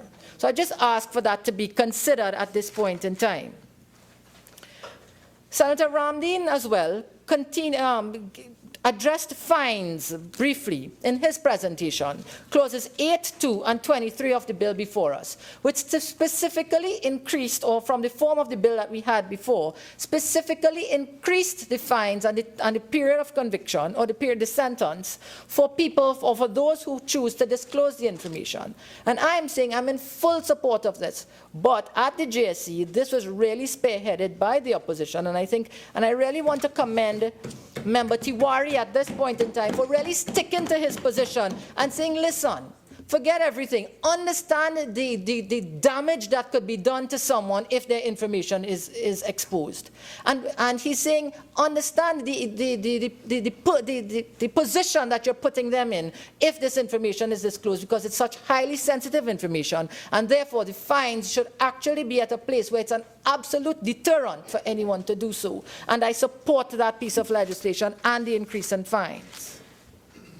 Senator Ramdeen also touched on double taxation, the double taxation treaty that exists. At one point in time, we were really informed that there was no double taxation treaty. I want us to remember this because I'm coming back to this point. But it was corrected later on, and after there was an explanation given, and in my humble view, I think it's correct that the double taxation treaty provides relief, whereas the TIA bill before us provides an information exchange. So it's not one that has to replace the other or is affected by it. But I want us to remember that there is a double taxation treaty between Trinidad and Tobago and the US.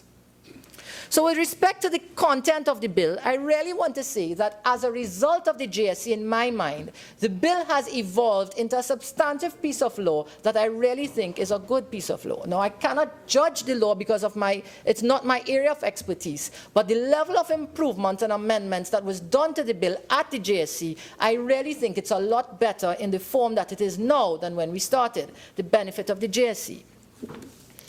However, Madam President, before I sit, there are two issues that I would like to raise with respect.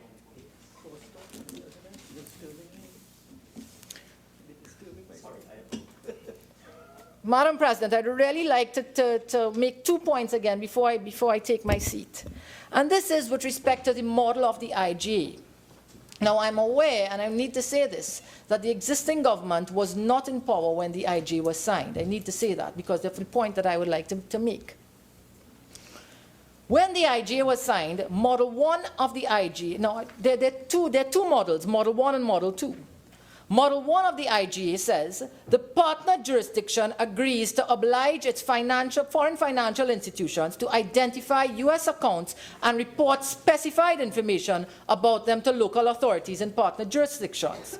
The partner jurisdiction then delivers this information to the IRS. So it's saying at this point in time, the partner jurisdiction agrees to oblige its financial institutions. That means that the government has to get involved to instruct the financial institutions to go ahead, to share this information, and the government will be responsible for passing the law to enable it. Model 1 comes in a reciprocal version, Model 1A, where the information is exchanged on both sides. And there is a non-reciprocal version of Model 1B, of which we chose 1A. According to Model 2 of the IGA, the partner jurisdiction agrees to direct all foreign financial institutions. Listen to it.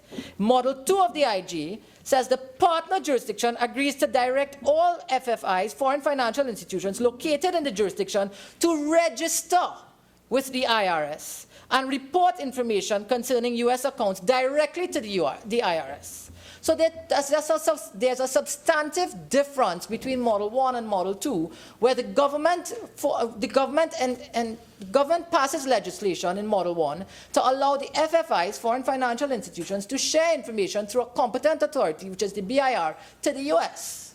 Whereas in Model 2, the financial institutions are encouraged to register directly with the IRS and share the information. Two distinct approaches. Model 2A can be applied or can be selected with no tax information exchange agreement or no double taxation convention. Model 2B for countries with pre-existing TIAs or double tax convention. So we in Trinidad and Tobago had a double tax treaty. And there was a TIE, probably not in the form that it is now, but there was a TIE. So I want to ask the question, and I don't know if it could be answered. Why was Model 1A selected? Could the compliance with the US for FATCA, could it have been achieved via another model? And so, if it was so, especially with respect to the Model 2, where the financial institutions would have shared the information directly, then would it not have put this country at ease and not have to dictate a legislative agenda and divide the population and bring stakeholders and time spent in terms of drafting a law? And I'm very much concerned that there was such an opportunity for Trinidad and Tobago to be compliant with the US in a way that does not require all of this. I agree with that. I agree with that. And then why is it that the population had to be divided? Why it is that stakeholders had to be accused? Why it is we had to be pushing for the GSC? But more importantly, why has this occupied the time of Parliament, which is the guardian of our democracy, for a piece of information that the US requires from Trinidad, which has no direct benefit to Trinidad? And I'm very much perturbed why, as governors or those in governance of our country, would select a model with this level of harshness with respect to the consequences, which has direct implications on our economy and trade, when there was an easier way out. I'm really perturbed by that. And so when we could have been spending legislative time and parliament time in terms of advancing our country, we are spending time to correct a piece of legislation that benefits the US. And I really cannot understand why, if we would have met the requirements of Model, and I'm just saying this because I know that people with expertise in the area of Model 2B, why is it that it wasn't selected? And I just wanted to find out whether or not Model 2 was selected anywhere else in the world. Austria, Bermuda, Chile, Hong Kong, Japan, Moldova, and Switzerland.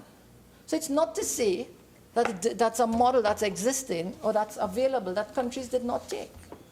Why are we here? It could have been, there was an easier way.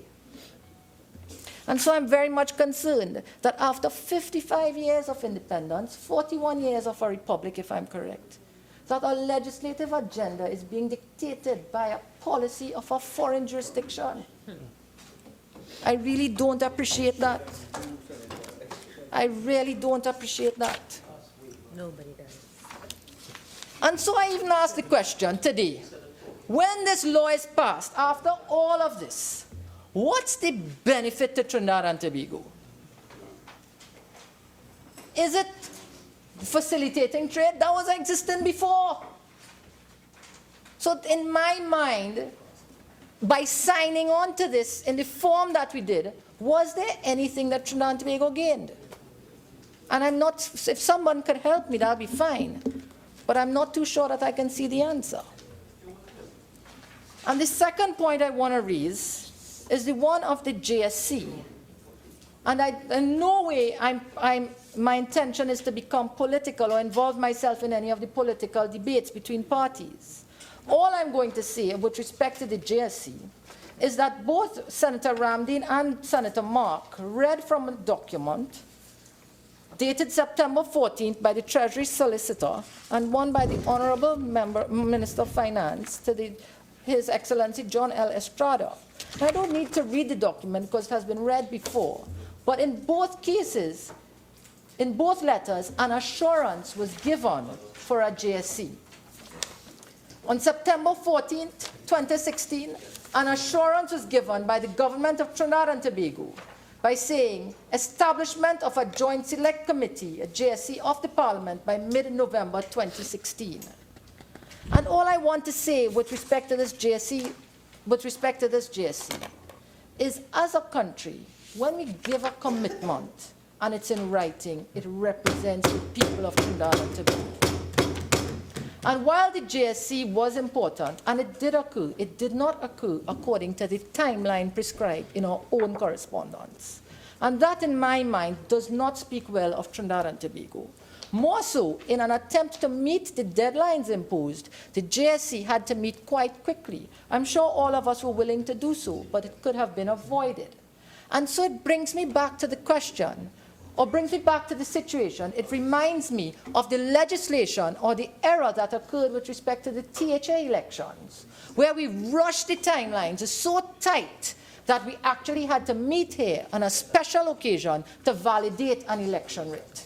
And so the same thing I'm seeing here again, where we at the end of, well, now in March, but we gave a commitment for an establishment of a JSC in November. It did not occur until the 17th of January, thereabout. And so the timelines became, the end of the timeline or the deadline became so close that we had to rush through the process for there to be an end result. And that process I disagree with as well. So, Madam President, in closing, I would like to say that I really support this piece of legislation in its current form. I did not appreciate the fact that the legislation had to correct actions of the BIR between 1989 and now, and I'm asking that such an occurrence does not occur again.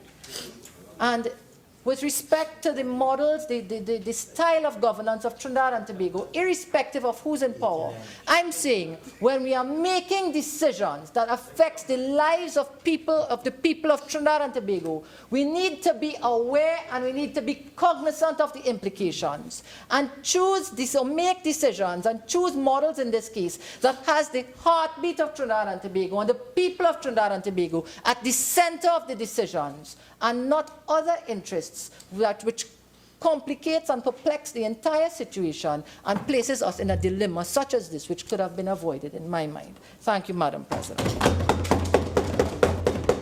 Honourable Attorney General. Madam President, I'm pleased to join in the Senate's debate today on the bill before us, which seeks to repeal and replace the Tax Information Exchange Agreements Act.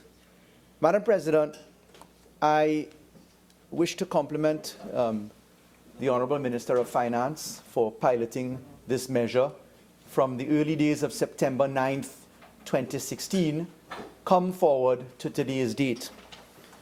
We've had many a debate day in the Senate, and indeed today's debate focuses upon the work of a Joint Select Committee. I was very pleased to participate in that Joint Select Committee, and I am proposing to reply to a few of the observations made by learned senators, and in particular to offer a degree of caution in respect of matters which are yet to come and which are directly associated with this bill. Madam President, Senator Shrikissoon asked some very pertinent questions. Perhaps I should go in terms of architecture with answering them, not necessarily in the order in which he presented them, but in the manner which I think can tie into the entirety of my contribution. The first thing that the Honourable Senator asked is why Model 1A, the reciprocal version? And I must categorically state that that question is one to be answered by Mrs. Prasad-Bissessar as the leader of the then government in 2013, when the Cabinet of Trinidad and Tobago under Prime Minister Prasad-Bissessar sat essentially on 2 occasions in Cabinet and 2 occasions by way of confirmation, and specifically bound Trinidad and Tobago to adopting the reciprocal exchange model, which we are debating today. Our government, standing in saddle now as we do, sitting in saddle now as we do, had no participation in that process. We recognize the degree of pure common sense offered by Senator Shrikissoon because, as I have said on umpteen occasions, it was open to Trinidad and Tobago to have the issue of FATCA, the exchange of information from Trinidad and Tobago to the United States and from the United States to Trinidad and Tobago, dealt with entirely without government participation.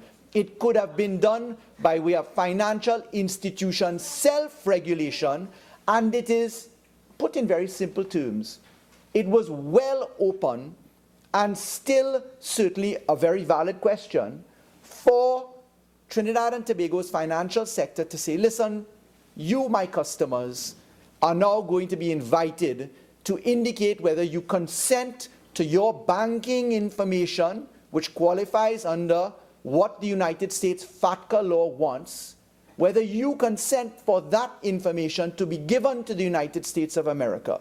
If you don't consent, please close your account. That was plain common sense and logic. Regrettably, the last government wasn't known for applying that form of logic, and I can give no explanation for it. AG, clarification? Thank you very much, AG. Just a point of clarification. Was it at all possible for the government of Trinidad and Tobago to renegotiate the IGA so that we would conform to the model recommended by Senator Shrikissoon? Thank you. Regrettably, the hard deadlines provided by the United States of America in 2014 in particular saw an insistence that jurisdictions agreed to be substantially bound by the position which they agreed to. Senator Hawaii, then Minister of Finance, initialed the IGA selected, the model which now finds itself into the law which we're debating today, and was taking Trinidad and Tobago into the view that they were deemed to be substantially in compliance with FATCA. The effect of renegotiating the IGA, or in fact coming out of it entirely, if you wanted to just leave it to the financial sector itself, self-regulation, was not available because there would have been the consequences of a red flag going up as a jurisdiction looking to be seen to backtrack from its process. And that's never a good thing on the international circuit. The continuation of governance and one government following another bound this government to the trajectory and the launch which we were put into by the last government. Now, forgive me for crossing, because it's now convenient, from not only Senator Shrikissoon's issues, but some of the issues raised by Senator Ramdeen, and I'll intersplice the issues because they flow logically this way. Senator Ramdeen indicated that Trinidad and Tobago had an opportunity to have a debate engaged in the Parliament as it happened, but specifically he posited today that it was well open to the government to have a Joint Select Committee prior to the January session when the Joint Select Committee was put into place. Indeed, both Senator Shrikissoon and Ramdeen referred to the letter from the Honourable Minister of Finance, which specifically told Ambassador Estrada of the United States of America that a Joint Select Committee would be part of the government's rollout of the road towards achieving FATCA. But I want to put on the record that the Parliament is a wonderful place, because when one looks to the progress of bills, you will note that 2 bills were before the Parliament in 2016. One was the Tax Information Exchange Agreements, open brackets, United States of America Bill 2016, and also the Tax Information Exchange Agreement 2016. There were 2 bills. They both were on the order paper on the 9th of September. On the 9th of September, the latter bill that I referred to saw the contribution of Dr. Tiwari in that debate, and then there was some interjection by the Leader of the Opposition, and then there was a walkout from the Parliament. The record in relation to the progress of the bill, the first bill I referred to, the United States of America Bill 2016, shows that on the 9th of September there was a first reading. 23rd of September, there was a reading, there was a debate, second reading. Minister Imbert contributed, Minister of Finance, Ganga Singh, Faris Al-Rawi. It's a fact that there was a walkout on that date. On the 9th of December, only government members contributed. Why? Because the opposition did not show up. On the 12th of December, there was again a second reading, and there was a committee stage where the Parliament went into committee stage. The Minister of Finance put onto the record, and I'll repeat again, the ability to have a joint select committee requires the nomination of persons by persons actually sitting on the bench in the parliament to say who their nominees are. And therefore, when Senator Ramdeen makes this most incredible submission that the government could unilaterally appoint a joint select committee without a single member of the opposition sitting, one has to wonder what version of logic portrays in the mind of the honourable senator. Because it is not by parliament process possible as a matter of rule and procedure, let alone common sense, for a government to be able to establish a joint select committee in absentia in a house where there are only two sides. It is ludicrous and beyond logic for a senator to stand up and make the submission that Senator Ramdeen made. And I asked the parliament to discount it immediately. It is nonsensical, much akin to some of the other submissions made by Senator Ramdeen, which I will go through now. You see, Senator Ramdeen stood up and referred to the verbatim notes. I compliment Senator Ramdeen. He's a good debater and he's a good advocate. And he carried his case well, but his case was entirely his own. His case, when one puts it against the facts, I asked the Honourable Senate to distinguish fact from fiction. Because the fact is that the bill before the Honourable Senate is one which involved, firstly, the submission of a bill in the form which the LRC, the Legislative Review Committee of the current government, brought to the Parliament. Why? When we met with the Leader of the Opposition at the office of the Prime Minister, I was present. I certainly recall that it was my intervention to the Honourable Prime Minister that caused him to speak to the Honourable Leader of the Opposition to tug the issue to say that, look, FATCA is something which we must deal with. We want to remind you we are on the same track that you were on as the last government, and therefore we propose to bring the same bill that you were working on to the Parliament. We brought that bill in the same form that the LRC under the UNC government had, simply because we knew that if we changed anything in that bill without the proper intervention of discourse on the Parliament floor, that we ran the risk of the opposition telling us we don't agree to it. So we said, much as we did in the gaming bill, as we did in the insurance bill, as we did in the public procurement bill, as we did in the bail amendment and the anti-gang positions, we brought exactly the same version of bill which Senator Ramdeen seeks to pour scorn on. And he is pouring scorn on the work product of the entire UNC government's LRC on a bill that we brought. And when we look to that, Senator Ramdeen pointing out that you can't get the preamble right, you can't get the long title right, you can't get the reference to section 4 and 5 right, it stands as an inconsistency with the truth to make those observations, because the long title had to be amended because we changed the architecture of the bill.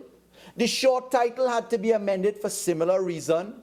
The language reference to section 4 and 5, we brought the same language that the UNC LRC had in reference to sections 4 and 5. So Senator Ramdeen's submission that the bill was so ludicrous, perhaps he's right, but he's pouring scorn on himself as a member of a UNC government that brought that bill into being. You see, one must be very careful how one pours scorn on facts if you weren't a participant in the equation. Now, Senator Ramdeen raised as well the position, hallelujah, praise God, and I'm paraphrasing in my own words the sentiment that I appreciated from him. Thank God for the 500 pages of the opposition coming forward. This bill, it's in bold. Look at it. The opposition did great work. We moved every amendment. Let me just put it on the record. The opposition made a contribution for the amendment of its own bill brought to the Parliament, as we brought the version that we had from them, by way of a press release appearing in the Express newspaper that took concern and made observation with respect to 5 clauses. That press release was paid for by the opposition office. In other words, then the Parliament, tax-paying dollars paid for it. The opposition then made certain submissions to the Bankers Association. They did not turn up in Parliament to give us the observations on the 5 clauses appearing in the press release. They did not turn up in Parliament to give us any of the submissions that they made to the Bankers Association. The only submissions that came from the opposition came in 2 forms. One came by way of what appears at Appendix 11 of the final report, to be found at the page 10 of the letter coming from Senator Ramdeen in relation to what is referred to as a minority report. And that letter specifically provides in black and white under Roman 3 the following proposed amendments be included for consideration by the bill. Clause 29 be amended, a new clause 17.3 be amended, a new clause 35 be amended. That was the first way in which we got observations from the opposition for the first time in black and white. The second way that we got contribution from the honourable members was at the committee stage, where they were presented with the version that the government amended in committee stage in the Parliament of Trinidad and Tobago as we sat on the 12th of December 2016. It is to be found in the verbatim notes second meeting Tuesday, January 17th, 2017, where Senator Ramdeen, in discussion both with the chairman, that is the Minister of Finance, Minister Young, and myself, asked specifically in response to the discussion by Senator Young. Minister Young had said that it would be prudent that if we worked with the final marked up version. The chairman went on to make the observation that we had to work with the version, the original bill as referred. Dr. Gopi Singh said that the opposition had not seen the final version. Mr. Ramdeen, specifically Senator Ramdeen, contributed, saying at page 197, "Thank you, Mr. Chairman. I would like to agree with Minister Young to the extent that I do not think we have a limited period of time to do this. I don't think it would be an efficient use of time, speaking for myself, that I understand procedurally the original bill is what we have to look at. I have not looked at the version, which is the version just before the version that you're going to distribute." Senator Ramdeen is referring, when one turns page over and continues across, to the fact that the opposition was getting for the first time the very bold amended version of the bill which the government produced on the 12th of December 2016.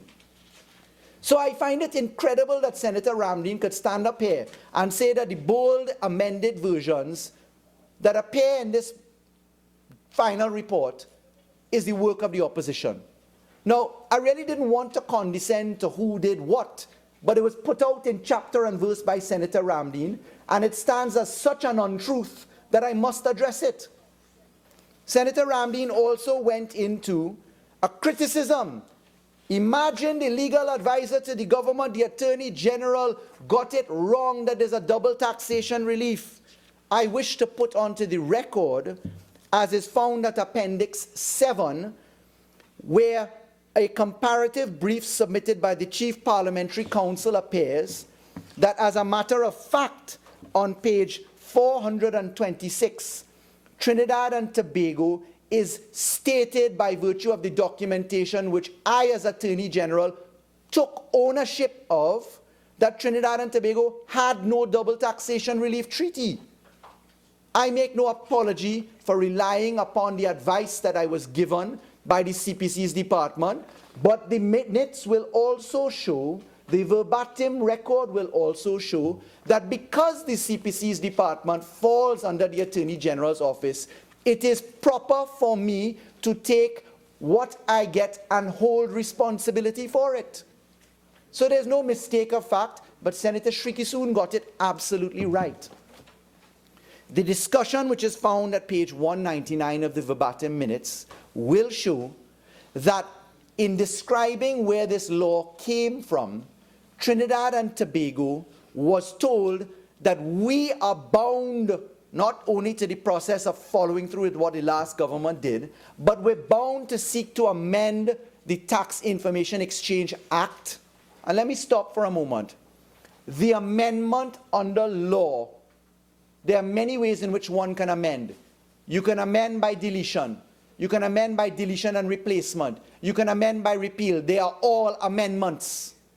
Whether one calls it a repeal or not, the fact is, the bill before us now, when you look to the substance of the position, the bill before us now is really a revision of the architecture of the 1989 law. And that 1989 law, Senator Shrikissoon, that you referred to, where you found it, quite correctly so, infra-dig, that we were being invited to validate acts of the inland revenue. I want to put on record that that 1989 law was a law of the NAR in which many members of the UNC government sat and still sit. Dr. Tiwari was there. Kamla Prasad Bisesa was there. That law in 1989, which now requires validation by this parliament, is a UNC product repeated. It's UNC reloaded. So I agree with you, it's infra-dig to be invited to do that. Yes, I agree with you, Senator Shrikissoon, it's infra-dig to find that we were committed to a course of Model 1A reciprocity IGA, which could have been avoided. But you got to ask the UNC what on earth was possessing them in 1989 and in 2013, when those members who appeared in 89 and again in 2013 essentially did the same thing. What can I say? I agree with you, Senator Shrikissoon.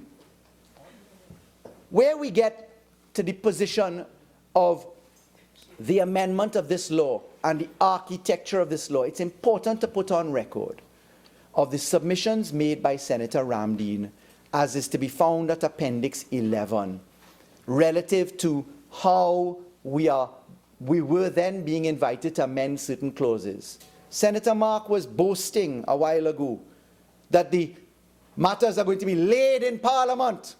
You're going to have sight of the report. You're going to have sight of the agreement. Senator Mark didn't really go on to tell you, and nothing can happen, you know, because there's no negative resolution and there's no affirmative resolution when you lay a document. So we were very happy to do it because we just simply could not go with either affirmative or negative, as all members of the JSC know, and so it's laid in Parliament, and so what? What Senator Ramdeen proposed and spoke to by way of specific amendment was to clause 17. And it is very important to put on record what Senator Ramdeen was speaking about in the Joint Select Committee. Because I too wish that people were there so that they could pick sense from nonsense today, after having heard what Senator Ramdeen said. The Senator Ramdeen specifically proposed in writing, to be found at Appendix 11, that the notice provided to persons whose information would be exchanged would be noticed before the exchange happened. There is a massive difference between before the exchange happens and after the exchange happens.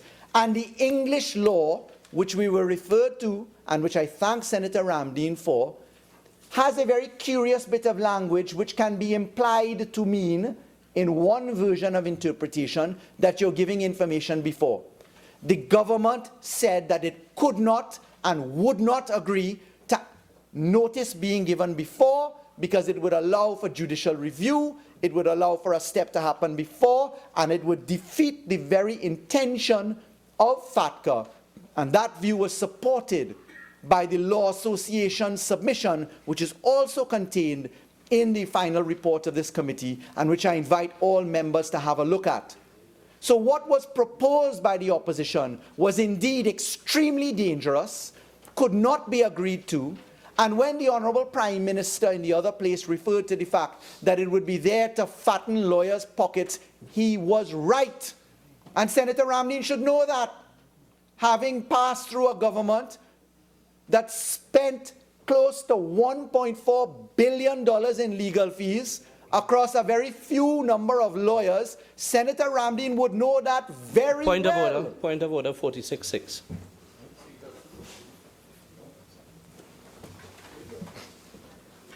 How much time? Continue, Honorable Attorney General. I couldn't understand why that would be offensive, but anyway, because we've spoken about this nationally, that $1.4 billion was spent, and that only a few lawyers, very chosen few lawyers, managed to receive close to $40 million in legal fees. So there's no way that they wouldn't be extremely happy to take judicial review proceedings and move ahead. Because there is a certain degree of comfort that one must have if one receives close to $40 million in legal fees in a 5-year period. It would allow people to smile, to rock back on their chairs, to look vibrant, and to produce statements that are rather curious at times, whomever those people may be. But anyway, I digress.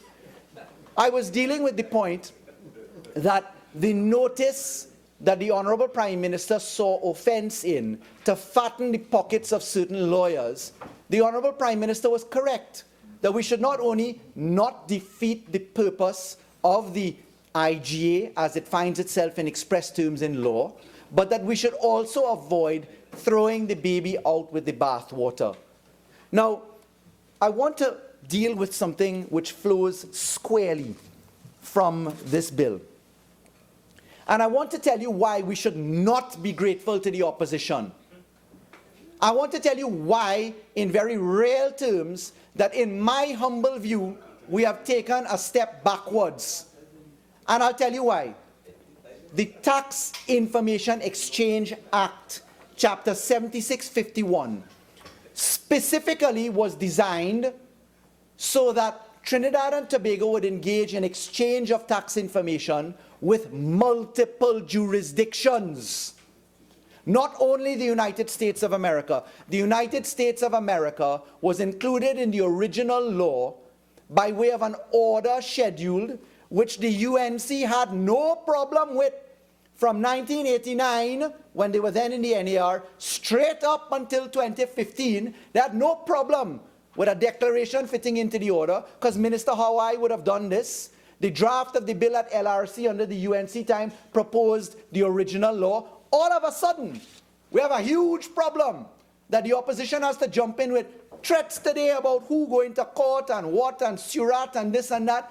There is a separation of powers in this country for a reason, you know. The courts are there to challenge, and nobody can have exception to that. But the fact is, the tax information exchange agreements... Just a minute, listen.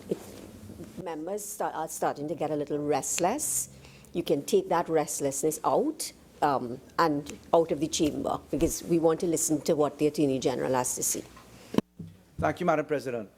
Madam President, the original architecture of this bill was so important for what Trinidad and Tobago had to do, was committed to do, and still has to do. And let me be specific now. The United National Congress government indeed committed this country in 2013 to the IGA of the United States of America.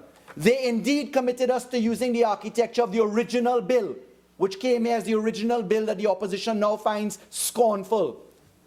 But what they're not telling us, in 2011, Trinidad and Tobago saw Minister Larry Hawaii, under authorization of the Cabinet of Trinidad and Tobago, by Cabinet Minute number 255 of September 22nd, 2011, saw Trinidad and Tobago be authorized to become a member of the Global Forum on Transparency and Exchange of Information for Tax Purposes. And I want to thank Senator Coppin for an excellent contribution today on the origin of where FATCA comes from and the impact of the Global Forum. The Global Forum, which in 2011, the United National Congress knew we were being committed to, saw Minister Hawaii travel to Berlin, travel to conferences, send representatives all over the world, happy to spend money to commit Trinidad and Tobago to engaging in 13 other versions of what FATCA looks like. The Global Forum indeed is comprised of 139 members, 19 CARICOM states, 15 observer entities, and Trinidad and Tobago was committed to a march to accept 13 other versions of FATCA. And Madam President, you know when the deadline for compliance is? Madam President, you know when the deadline for compliance is? The deadline for compliance for blacklisting of Trinidad and Tobago is in July 2017. That's a new deal. In July 2017. Do you want to know what the United National Congress did between 2011 and 2015 September? Absolutely nothing as it comes to the IGA. Not one agreement was considered. Not one cabinet note has come forward. The Global Forum put their concerns in writing. They said that Trinidad and Tobago will suffer blacklisting by the OECD, the organization of I forget the acronym now. What is the correct? Organization of Economic and Development. Thank you. Specifically, the Global Forum, specifically, the condemnation which is to come into this regard of the blacklisting by the OECD and of the G20 means that we'll be subjected to the odium of the international community, an odium which can find itself in loss of corresponding banking, in de-risking. I'm hearing literally the scorn and contempt of the UNC through Senator Mark saying, "You come back with that?" Yes, I come back with that. Because Trinidad and Tobago cannot have brought a bill, Madam President. Attorney General, Senator Mark, you weren't here just now, and I'm not going to warn members again, okay? Senator Mark, if you want to finish early, I can have you finish early.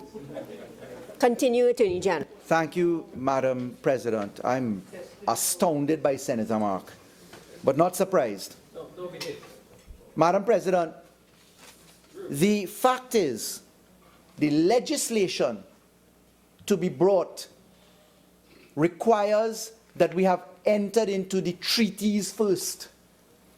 The UNC, having done none of the 13 treaties, having left government well attended to, plump and satiated, allows Trinidad and Tobago now to be called upon by the Global Forum, and the Global Forum called us to Paris in February this year to say, listen, you, Trinidad and Tobago, are in massive trouble because you did not do what you're supposed to do between 2011 to 2015. You're going to have to now go into a multilateral convention arrangement for competent authorities, and you're going to have to pass law to deal with it. But Madam President, the reason for the original architecture, and which is why I said that we were taking a retrograde step in defining the TIEA as only the United States of America, the reason for that retrograde statement on my part was that where were we going to park the other laws?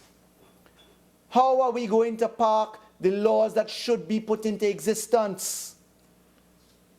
The UNC committed us to using the approach of the TIEA not only for the US IGA 2016 and the 1989 version, but it was intended to take the 13 other agreements. And coming out of the conference, which I believe ended on the 24th of February in France this year, Trinidad and Tobago only now has a prescription for what exactly we need to do. You see, it wasn't only that the Minister of Finance had to go and ask the United States of America government for assistance to basically ease us up from FATCA to allow us the process and time. But we have to do and did the same thing as it relates to the Global Forum. And I understand now that nobody on the opposition's end seems to be paying attention to the multiple targets which have to be hit on a consistent basis because they just don't care, it seems. Because if there was care and consideration for the obligations of the Global Forum, we would have found a way to leave the original law, the Tax Information Exchange Act, so that we could park the multiple treaties inside of there. But the opposition has insisted that it is to not be anything other than a ring-fenced arrangement for the United States of America.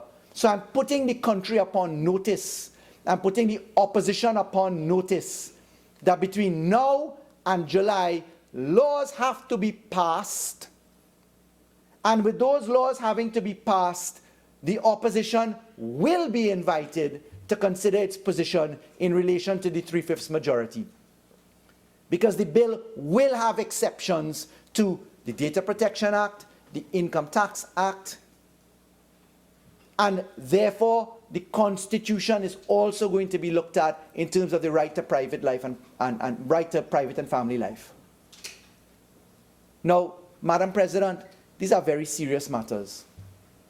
All the song and dance said, it is a fact, the original bill being barely 30 clauses long. I can't even remember the number, it's been so long now.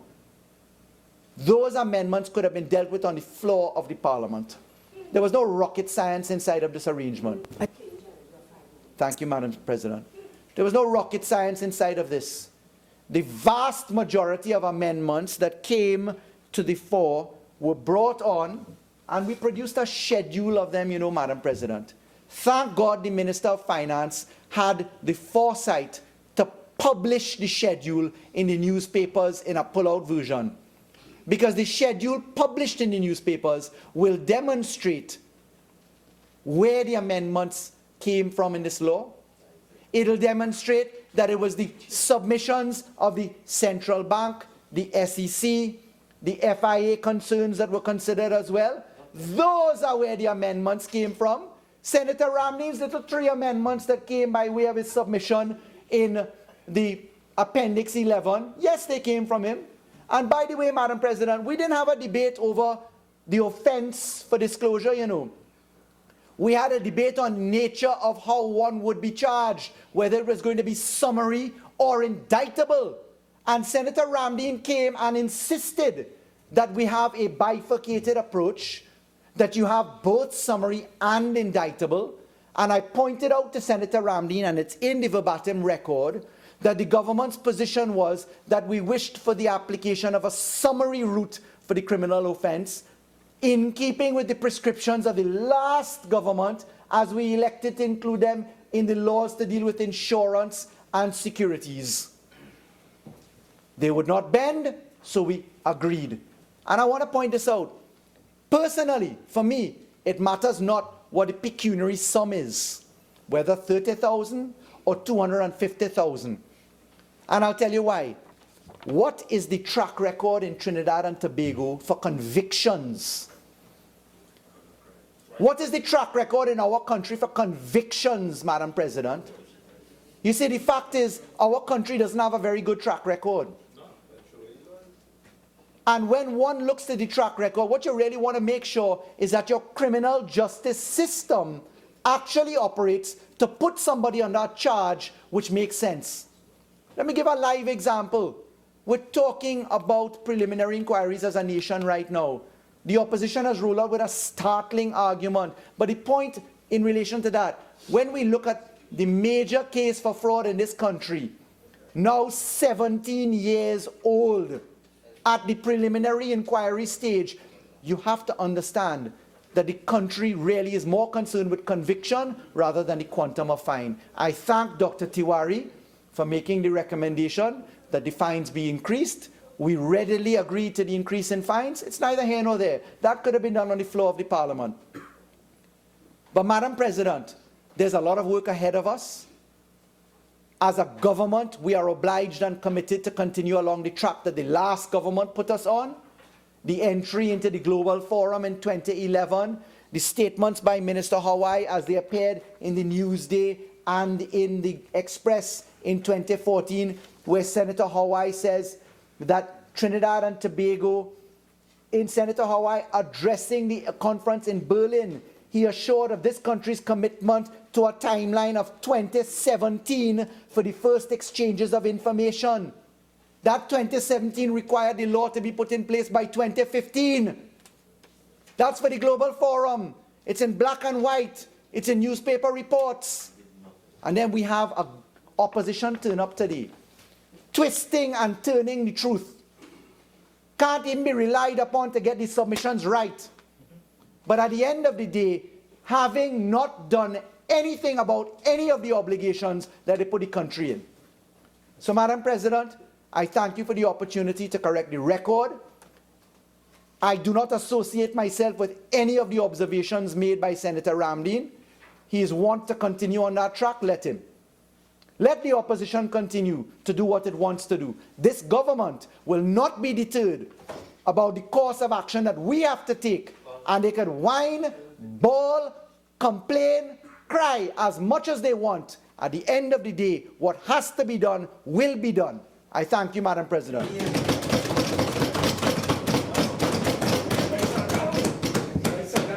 Senator Sturge.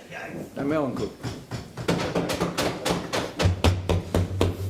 I am wondering if I should start my contribution by saying Hail Saddam. But I'll start by my contribution by thanking the leader of the opposition for showing what I can only term remarkable leadership, grace, and courage under fire. Because if we look at what is reported in the media from September to now, we would see that not only the opposition, but the opposition leader in particular came under fire from not only this government, but several other quarters in this society. And all sorts of scurrilous, baseless, and remarks which could have no justification, we were subjected to. And I dare say, as much experience I have in the criminal courts and so on, I don't think, left up to me, I would have said, let the country burn down, we go jam still. Because I find it difficult that not only the government, but persons and entities who should know better would seek to castigate the opposition for doing its job. And our job, Madam President, is not to represent the interests of 340,000 persons who voted for us. It is to represent the interests of every single person in this country. So for the past 6 months, we had to endure so many attacks. It started out in a public meeting in Mondor, where the Prime Minister suggested, is jail afraid? They thief out the money and hide it in the US, and now they're afraid they get catch and they're going to go to jail. But I have never heard anything so stupid in my entire life. Senator Sturge, please. Your language is unparliamentary. Stupid? Your language is unparliamentary. Please desist. Continue. I'm sorry, I apologize for saying stupid. Yes, Senator Sturge, that kind of flippancy, please. Please continue. Yes. So we were told, well, the public were given the impression that they thief out all the money and is jail afraid. Then we heard from both the Attorney General and the Minister of Finance that we were ruling as tyrants. We didn't have the best interests of the country at heart. We didn't care if the economy crashed. And the Prime Minister himself said they are hoping that FATCA is not passed so that when the economy is crashed, we could blame the government. They went on to say that if we don't pass FATCA, then we would have limited access to credit card facilities, that we wouldn't be able to access wire transfers, that we wouldn't be able to buy US to send to our children studying abroad and so on.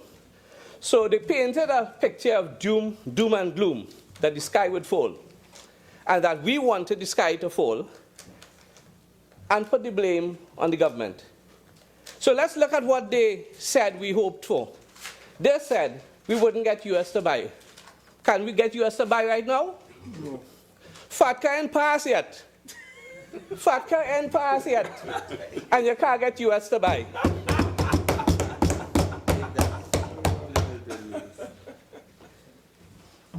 The economy go crash. The economy crash already. And there would be a limit to the amount we could use in credit card transactions. Royal Bank has already stated that there is a limit. When you go abroad or you're shopping online, there's a limit to how much you could use. So all that they've said we were hoping to achieve by not passing FATCA, they have achieved it without FATCA. Senator Sturge. Honourable Senators, at this stage we will suspend and come back at 5 p.m. So the sitting is suspended until 5 p.m.